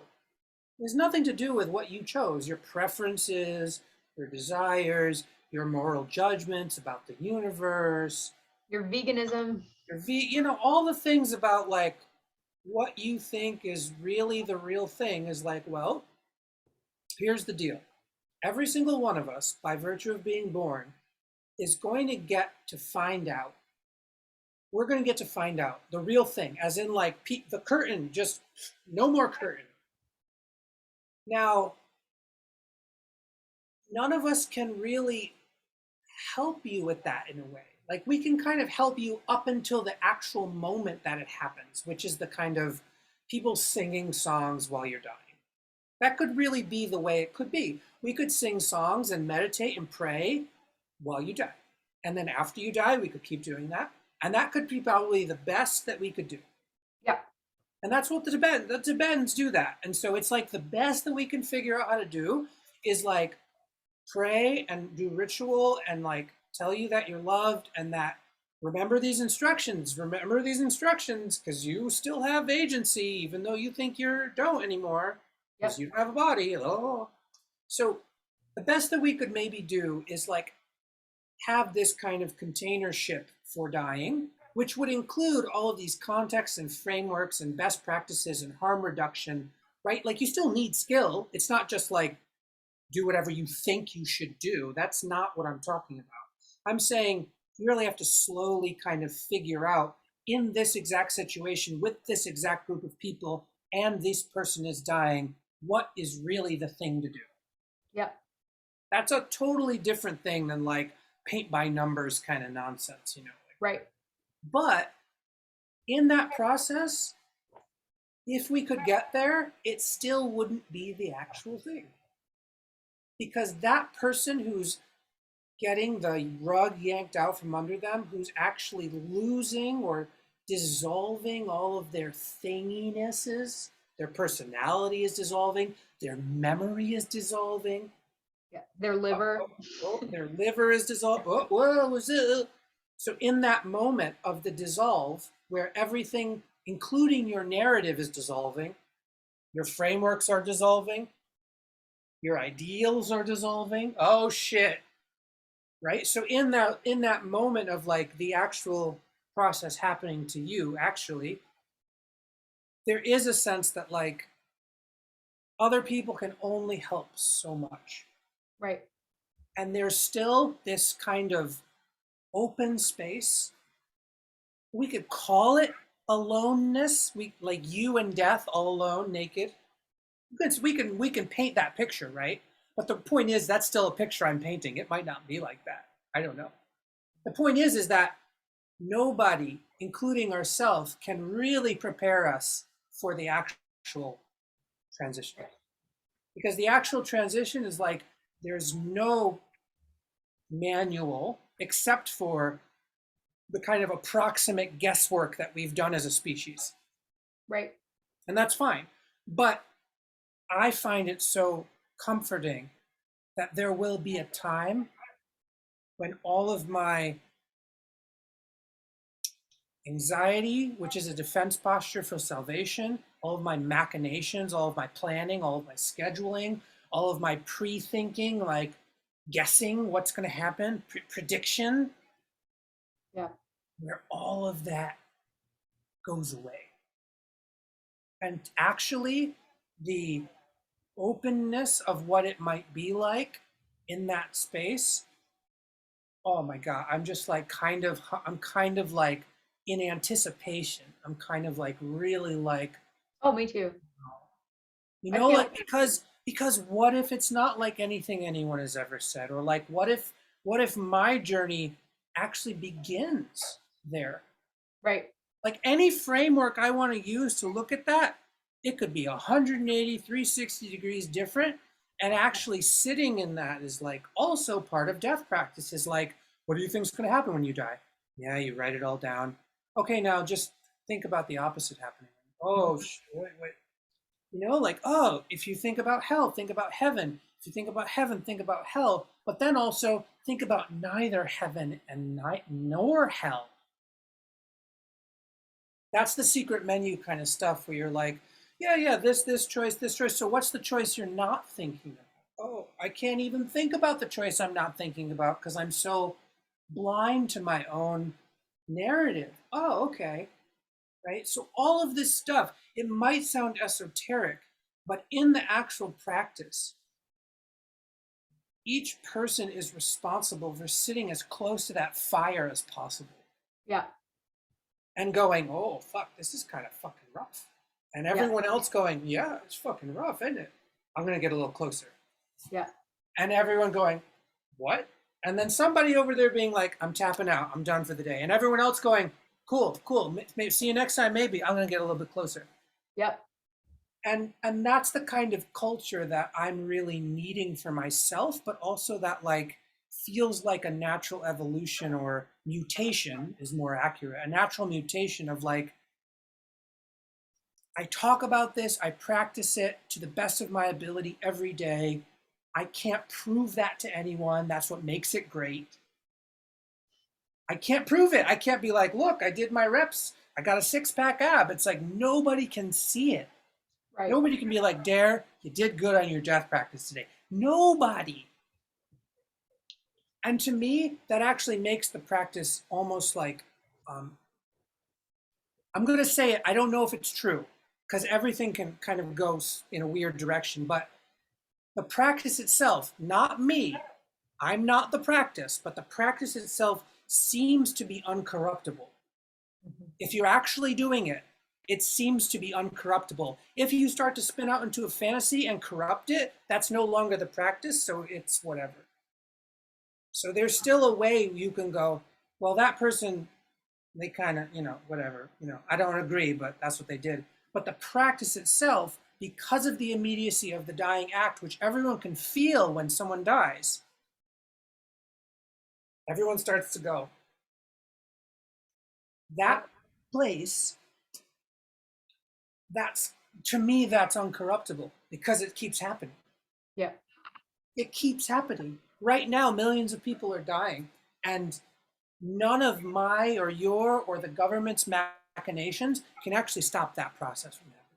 And that feeling that happens when it happens, where everyone around is like, just a little bit like, kidoki, like, there's like, some people start seeing things, some people spontaneously cry, some people start hearing things, some people have weird energy patterns to move in their body, and no one can fucking explain what the fuck is going on. Yep. And everyone goes, they kind of mumble and go, oh yeah, time of death, or like, yeah, no, they died from cancer. Sure, cancer killed them. Cancer doesn't explain that process. Right.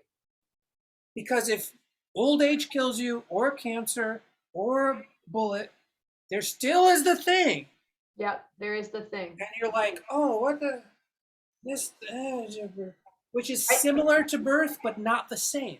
Right. If you never touch into it or get close to it before it's time, I think it'll be much harder.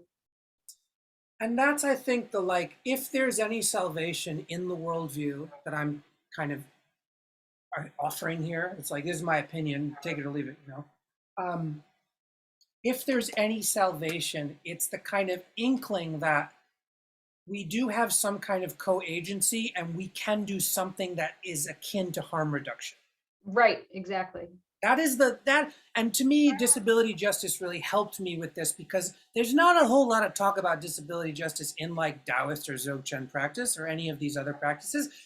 Frankly, they're kind of weirdly ableist. Like, let's just put it out there. Sure. They're kind of weirdly ableist and like, they're kind of weirdly patriarchal, and it's a kind of like, yeah, not all the time, but sometimes. Right. But there is something about like hospice work and disability justice and the fact that all bodies are inherently valuable regardless of their ability. Yeah.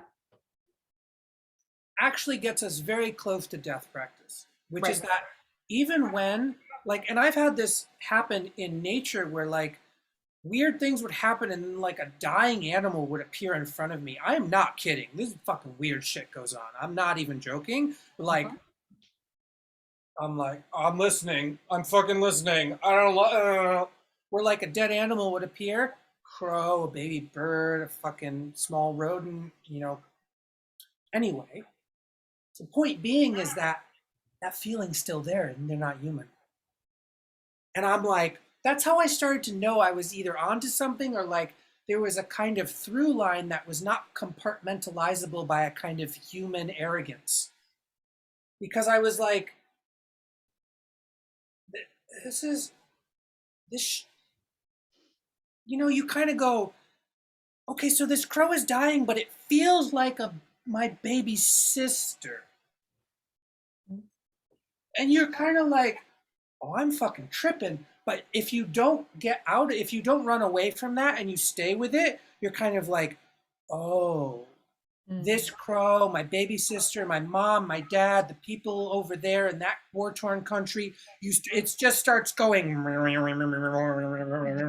and you start feeling like, oh, this is the opening that everyone goes through.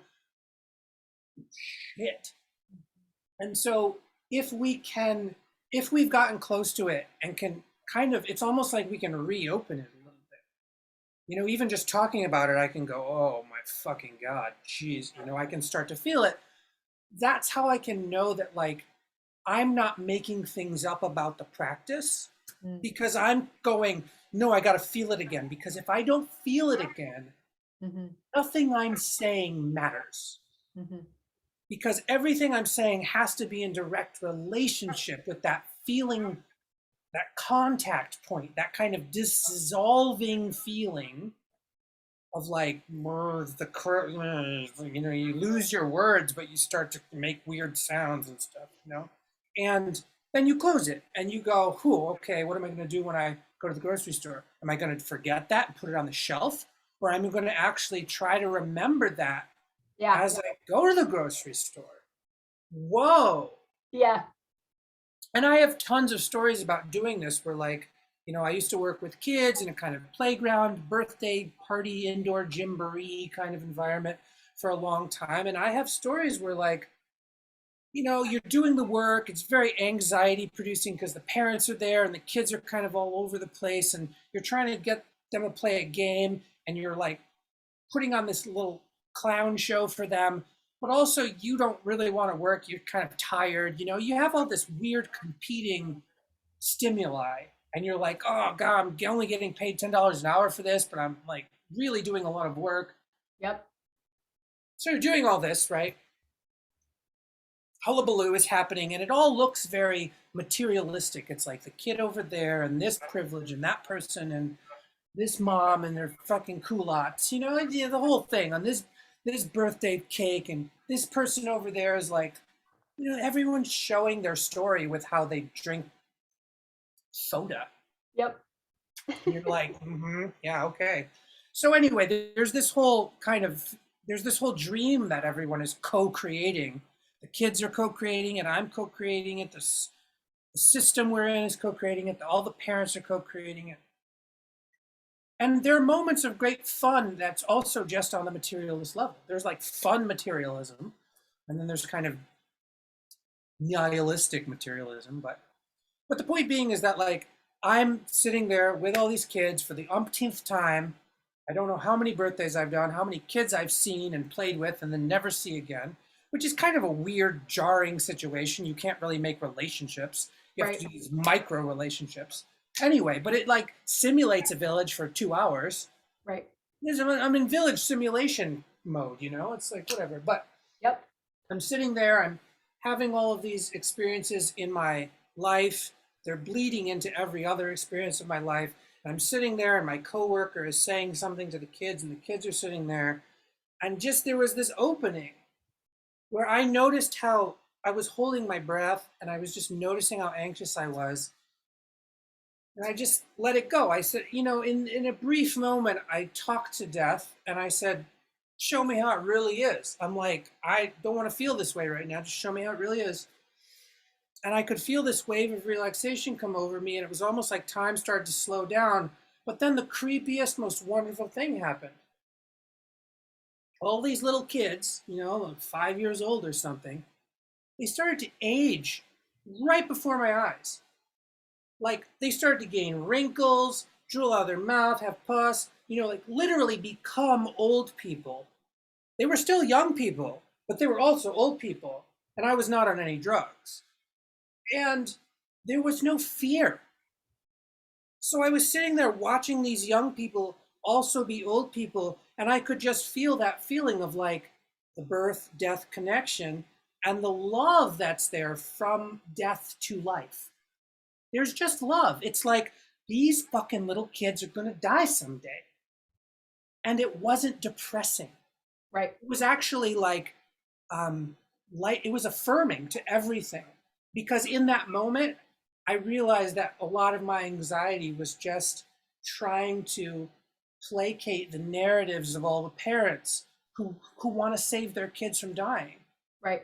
All the time. And at that moment, death just showed me they're already dying. They're already dead. Right. To death's perspective, those kids are already and have always been dead. Yeah. And from those eyes, death showed me, yeah, there's no problem here. Can you just feel it though? Can you just feel it? No narrative about it. Mm-hmm. And I did, and the feeling was actually just not quite joy, but was definitely not anxious, depressed, sad, angry. Right.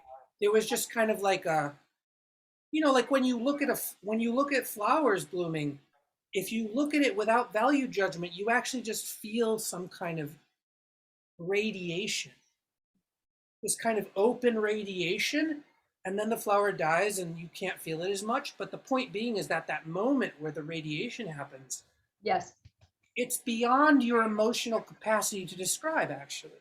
yeah, It's not beauty, because that's my fucking narrative about it. judgment, yeah. It's not good or bad. It's it's actually beyond those things. And to me, that informs my death practice, because if I see the flower as blooming into death, it's the exact same feeling as what you're talking about when the dead animal's in front of me. It's just it just looks like it's from the other side of the mirror. Like through the looking glass, you're like, well, I'm on this side of the mirror. Like, what's on that side of the mirror? It's like, yeah, that other side of the mirror really freaks us out. Mm-hmm. And death practice is a lot about dealing with that we think we're on this side of death. And it's like, no, that's part of it is to break that illusion. Thank you. Really break it, because it's not true, but it just appears to be true. Yeah. It appears to be true, but the feeling of it when you get into a practice, you really want to share this stuff with other people, but you can't. That's what I've found, is that the places to share this stuff without the derailment and you having to change your narrative because of the other person's fear, yeah, that's actually the societal problem that I think we could actually, if there's a fixing to be done, I think it's that would be societal great. problem of like people just not being able to tell the honest truth about the honest experience without going, oh, you're going to start thinking I'm crazy, so now I have to change my narrative. Yeah. It's like, no, we actually need a space where it's like, I don't care. Maybe you are crazy. I'm not calling the fucking cops on you. Right. This is death practice group. You get to have it. And then when you leave, you still get to have it. And it ain't mine. I'm not cleaning up your mess. Yeah. And it's beautiful to not clean up anyone else's mess, because then you have to deal with it. Right. And you have to And go, there's other places to source, like anybody that really wants to be held in like a having a hard time kind of way. If you need some people to light candles, if you need people to like send you meta, like you can, I'll hook you up. I'll hook you up with like there can be a whole sort of, web of holding that can happen, without having to like bring it into, and this is That's a group, actually, that's very important. yeah, it is important, and it's actually out there, like, Yes. talk to me. Yeah, totally. Yeah. You know, There's actually plenty of grief containers nowadays. Actually, there's like there's a there's a ton. lot. Maybe there's not enough. People think there's not enough. I don't care. That's fine. Like make more. But I actually think that even like Death Cafe is somewhat like the death practice group, but it's not as hardcore because it can devolve very quickly into a kind of like caretaking of a person's naked experience of death, Yeah. which is to say, and it's like the if we think we need to take care of, like, protect people from that, that's Right. actually a disservice, actually. That's absolutely right. And, and So this group is only in person. Sorry. What were no, you no, gonna? no, no, no. Let's talk about the group a little bit. So you want logistics? Yeah, just a little bit. I just want to make sure I understand. Yeah. So I don't think we can do only in person in this day and age. That I think that's stupid and inaccessible. So Mhm. it is online, and it's going to have, I'm going to figure out if we need like a little private message board, or if there's just a way to kind of like, because I'm also not trying to police people what they do. Like if they want to make friends and practice on their own and fuck each other up, that's totally fine. Right. Because it's really real that like you can fuck people up doing this kind of work because it's bonkers. You start dreaming while you're awake and you lose a thread. Like I'm not saying it's easy to keep coming back to stability, but the first session I'm really going to talk about frameworks for stability because you have to have a life raft if you're going to go. Yeah. You have to be like, if you like, even knowing how to swim isn't good enough. You need to You need to know how to swim, and have a life vest, and have a raft, and have a flare gun. Like you need to have fucking shit. Hold your breath for a minute and a Yeah, half. like you just need to have some shit. And if that metaphor doesn't work for you, another metaphor like hiking, camping. It's very, But the point is that meeting once a month for 3 to 4 hours at a time. And yes, there will be breaks. And yes, you can leave early if you need to. And yes, there will be a recording. And if you come late, like if you come in 6 months and you don't know what's going on, you can get the recording. You can buy the recordings and they'll be available so that you can catch up if that's what you think you need to do. There will be food too. Yeah, I'll make sure there's food.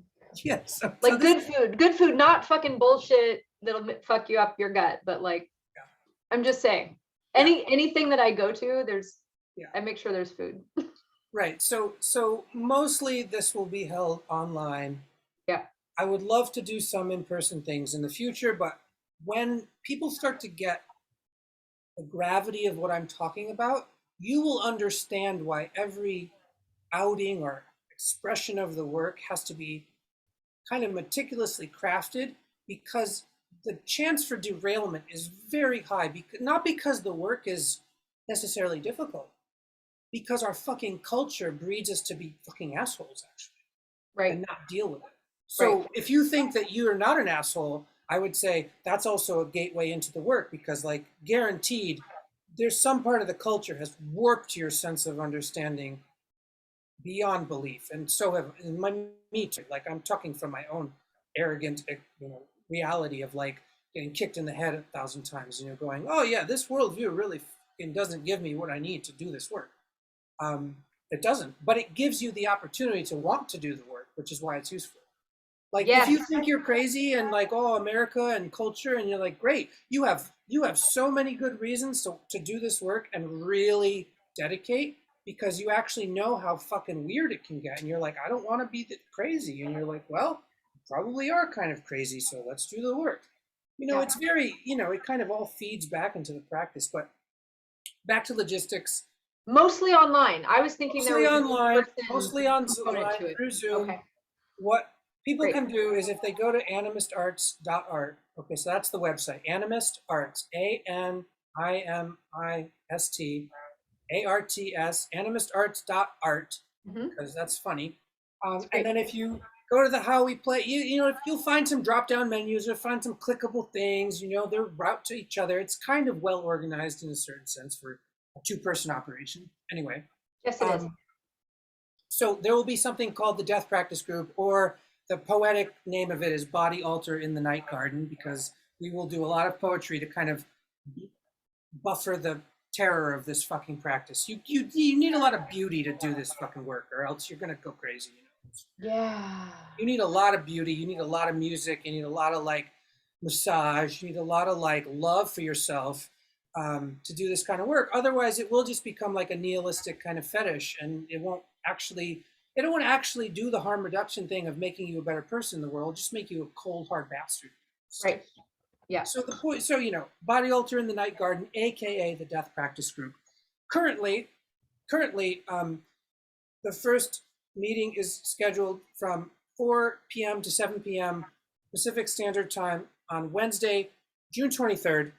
I haven't announced it, and I don't have the Google form for registration up because I was waiting to talk to you, Rachel, but I was also just like, scheduling is really difficult, and also like there's just a way in which it takes time to do this fucking thing. And Absolutely. so now that this is live, I'm probably going to stick with it. And of course, many people will say they can't make it. And I'm going to go buy the fucking recording and try to come to the next one or whatever. Because I know that our attention is fucking fractured like gangbusters. And we're competing with 10 million survival screams in our system. And you might not be able to make it. And I'm not going to say that that's a problem, because I don't actually want you to be that kind of person coming to my kind of event where you're kind of fucking desperate to be saved by coming to the fucking group. You know what I mean? Like, it's very real that everything I say is like, yeah, come to the group. But if you're gonna like have a thing about it, maybe you should just go to the park. I mean, really, like, just listen to some tunes and go to the park and try to let a lot of this anxiety go, because if you come to this group and you're still wanting to be saved, I mean, You're gonna have a bad time. it's going to be a bit of a rough time, because the way that the practice eats itself, it's very useful if you get to the kind of, oh, I'm just a worm in the soil and I'm eating myself. Oh, it's so good. But if you're part of the narrative that's like, but if I do this, this will make my relationship better, right? I don't know. I don't know if this will make your relationships better. Personally, I think it makes my ability to relate better, but it doesn't mean that I have people knocking down the door wanting to be my friend. And it doesn't mean that I am going to say yes to any of those people, because as you can see, maybe by this conversation, if you come to me very sad about how your grandpa's dead, you're probably not going to get the response that you want to get. And then when I don't give it to you, you might have a reaction to that. And I'm just saying, Yeah. you should talk to your dead grandpa about that. And I'm not trying to be an asshole.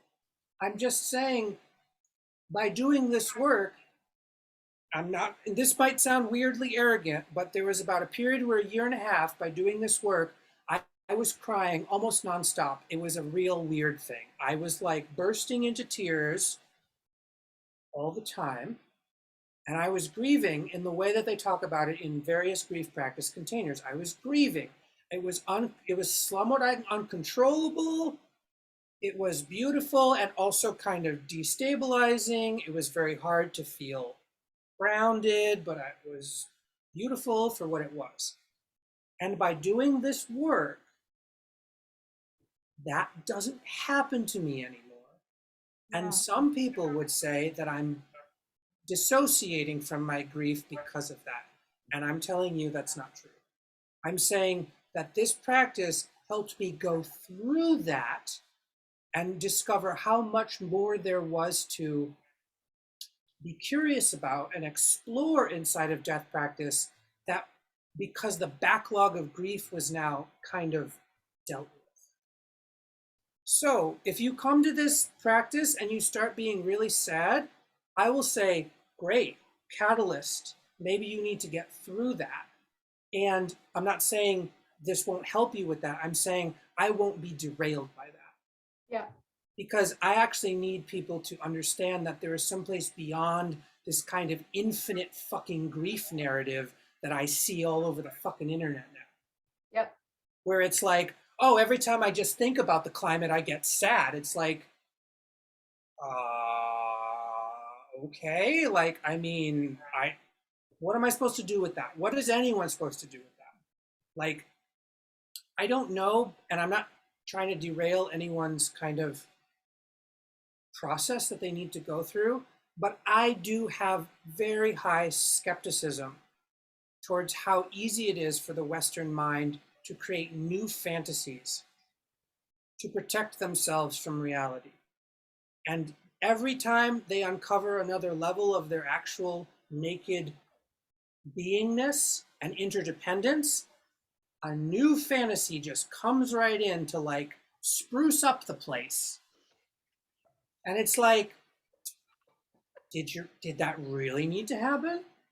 Did you really need to spruce up the place by explaining it to how so your coworkers wouldn't think you were crazy? You know, like it's very sinister the level at which our honesty is co-opted by the capitalist fucking machine every goddamn moment of our existence. Yeah. We are doing that. We're like the fucking cops and the trademark lawyer and the fucking marketing fucking guru all at the same time. Oh, how can I monetize this? How can I make sure people know I'm not crazy? How can I trademark it so that it won't be taken from me? Yep. Hashtag girl boss. So, you know, all of this stuff, I'm not going to be able to talk about all this stuff in the death practice group, but this all informs my context. And so if people think, well, how much could there be to talk about? You're going to do a 13-month, once a month workshop? Like how much? I'm like, no, believe me. Trust. This is the never ending fucking gobstopper of topics. And every time I think I'm done, I'm like, oh, here's another fucking essay that death wants me to write about because it's the only way I can process what the fuck is going on. And now so in a way, I'm creating concepts to self-destruct, but I think that humans are also makers. We are storytellers. It's an art form. It's a craft. We shouldn't be ashamed of that. Right. But we also shouldn't use it as a fucking armor. Yeah. And I think that there's a real fine line between using craft as armor and not using craft as armor. And you're an artist that does this kind of work, and I think that that's why you get it. It's because you make because you have to, but the making kind of reveals more. Yep. It scrapes off layers of gunk, you know, and instead of protecting yourself with all your shiny things that you make, and so now you're an artist and you can pay your rent or whatever. It's like, yeah, art can also do the opposite, which is like reveal something that actually can't be even revealed by the art itself, because the process itself disappears. Yeah. And all you have is this kind of artifact, and the artist looks at the artifact and goes, yeah, but you know, it's not really, you know, there's this other thing that I can't talk about. Yeah. And yeah, I made this art, but like, it's this other thing. And that to me is, again, the unknowable, which also means the unmarketable, the unsellable, the unarchivable. Uh-oh. Uh-oh. You know, it's the unhoardable, the uncollectible. And I think about all this stuff, you know, and I try to go underneath it. And I also try to go not just underneath it to its kind of opposite, but also to its kind of non, or its kind of pre, which is very important. Like, you know, like just another tidbit. It's like right now I'm thinking about animism all the time, right? I think about animism all the time. But I also think about pre-animism. You ever hear anyone talking about pre-animism? I'm like, hardly ever. And it's like, so this is what death practice helps me do. It's like, it helps me also kill the darlings of the language that I use, which is like, oh yeah, animism this, animism that. It's like, well, what if I just killed it? What's pre-animism? It's like, oh, fuck, God damn it, oh, shit. You know, oh, what if I got into pre-animism? And then what well, then I'm going to have to kill that too. And so you can sort of count on me to be this person because you can't pay me enough to not do this. Like, because there's the other thing of like, well, if you get big enough, like so and so or so and so with their book deals, it's essentially a bribery game. If I bribe you enough with enough popularity and enough money, will you just give me the death practice that is, the death practice that I can sell to my corporate masters? Yeah. Because I need something that people, Dare, because it's just like, and I've heard that from people like, your racial justice is just a little too, and it's like, yeah, sure, yeah, I'm not that person. Like, I don't. You're trying to bribe me, like, look, like, what are you? Is this a fucking video game? Like, what's happening here? It's like, right, because people want to bribe you because they're bribable. Yeah. They're like, oh yeah, with enough money, I would just, it's like, well, I'm telling you, because of the practice, my ethical kind of barometer for making decisions is now embedded in the practice. So without it, I'm just kind of a fucking ghost. Yeah. So I have to keep going back to go, okay, how do I make decisions? Like, I don't, what the, oh yeah, okay. And Yep. so then when bribery comes into the picture, which is everything, Instagram is bribery. Yep. Instagram is totally bribery. And it's like, maybe it's not a problem.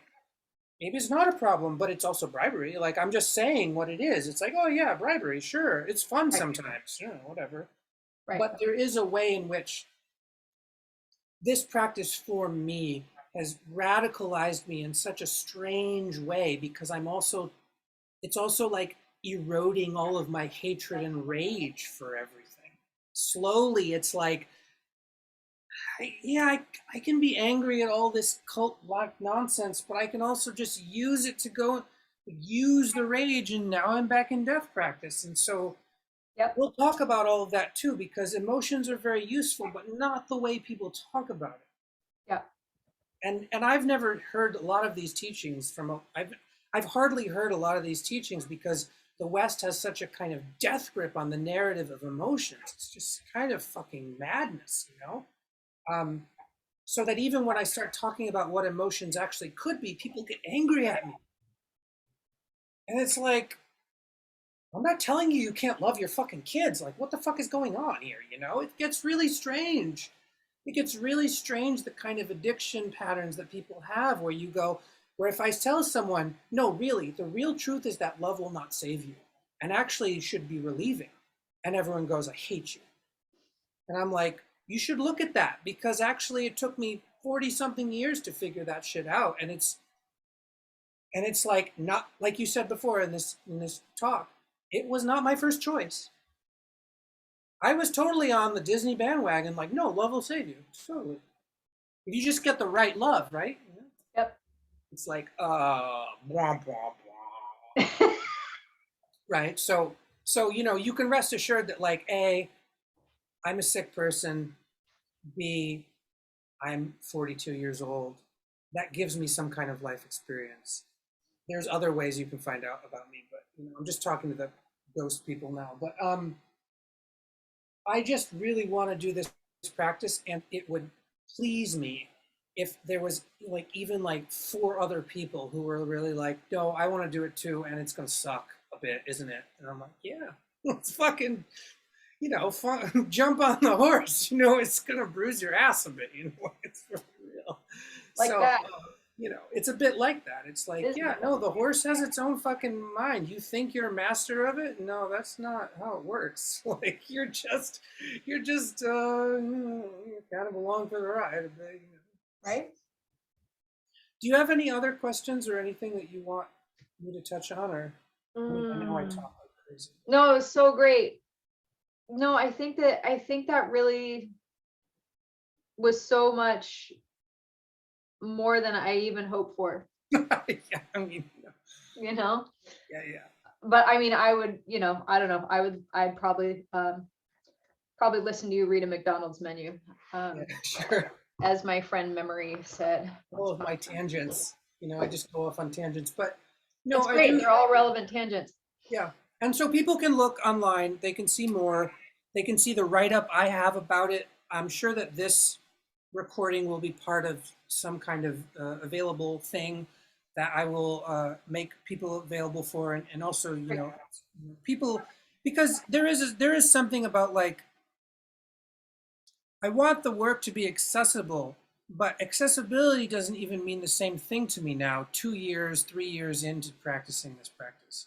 Right. So it's not like I'm not like pro social justice and pro all this stuff that people think about. I'm saying that the practice changes me into a place where like, you know, like, you know, I always have this kind of like, sure, but also, and also, and also, it makes my view like a kind of hologram where I can go, yes, and, but maybe, and also, you know, and people don't really like that because they actually have a salvational need for justice or equality or equity or whatever you want to call it. Yep. And it's not like I don't have that. In fact, I think the main thing we should focus on right now in our culture are two things is one, feed the children, fucking just point blank, just feed the goddamn kids some real food and make it fucking available and free. Like, why are we not on that shit? And the second part is, yeah, there are people, usually indigenous people, but you know, people in general that know how to steward land so that it doesn't just light on fire when it gets hot outside. Yeah. Maybe, you know, so in some way that's like a way to just, you know, give land back, but it's also not really about giving land back. It's about stewardship and dismantling the idea that thinking we own something is not the same thing as taking care of it. Yeah. So to Yeah. me, it's like if we can do that, those are harm reduction, you know, models to fall back on. And so how do we get there? I don't fucking know because I'm a poor ass motherfucker who's sick. But what I do know is how to deal with my own life and my projections and my narratives. And hopefully this work will become boring and normal and ordinary enough that everyone else could start to do it too in their own ecological niche. Because Yeah. we all have ecological niches and that's great and it's not the same. But the point being is like, how can I help?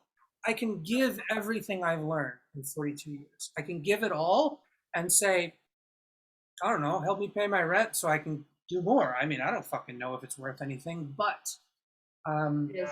I think we're all struggling with how to be of service in a good way. And I don't think the struggle is going to go away. But this is sort of my current best attempt to kind of go, let's get to the core of it. I don't even really want to talk about healing trauma anymore. I've talked about that for almost 4 years. There's a lot out there. There's a lot of talk out there about that. Yeah. So Yeah, good. It's great. you know, People that's great. people pick up the banner, you know, it's like whatever. Right. Yeah. No, this feels very I don't know, probably the most relevant thing I've heard about in a long time. And I'm really glad about the synchronicity about how it came about, because I was, you know, doing this dream course and had this thought about like, you know, I keep trying to come up with it's like the practices that go with the points of grief and the entry points and stuff. And Mhm. I don't know what to tell anybody anymore. You know, I just know what I do. I Yeah, know you what know I what do you so do. that I can like stay above ground. Totally. Right. And I also, the work has changed me in a way where I'm like, oh, I actually don't know a lot. And I have people in my world that are like, I'm not the smartest person in the room on this. And so like, I want to ask these other people. And I really, I had this thought about asking you about death practice. And then you were like, oh, it's funny you should mention it. There's this death practice group I want to do. So the way that lined up feels auspicious.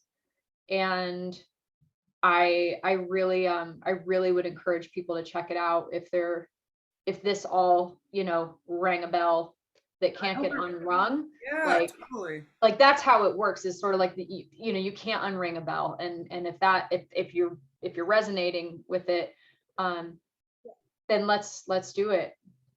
Yeah. So, I mean, anyone listening, you can get there at my website. You can just contact me or contact Rachel and we'll get you the info. It's pretty self-explanatory, but in the next week or so, I will have the like actual registration form up and all that stuff. So just so you know, things are, I work in a very emergent way. I do a lot of divination. I do a lot of contemplation on it. So it's not like I know what the thing wants before it comes. That's not how it works. I'm just like, this thing is coming, and digestion process, multiple write-ups, multiple, things, and then slowly there's a refined shape. And then just to recognize that's also an experiment. Like I also have to respond to who shows up.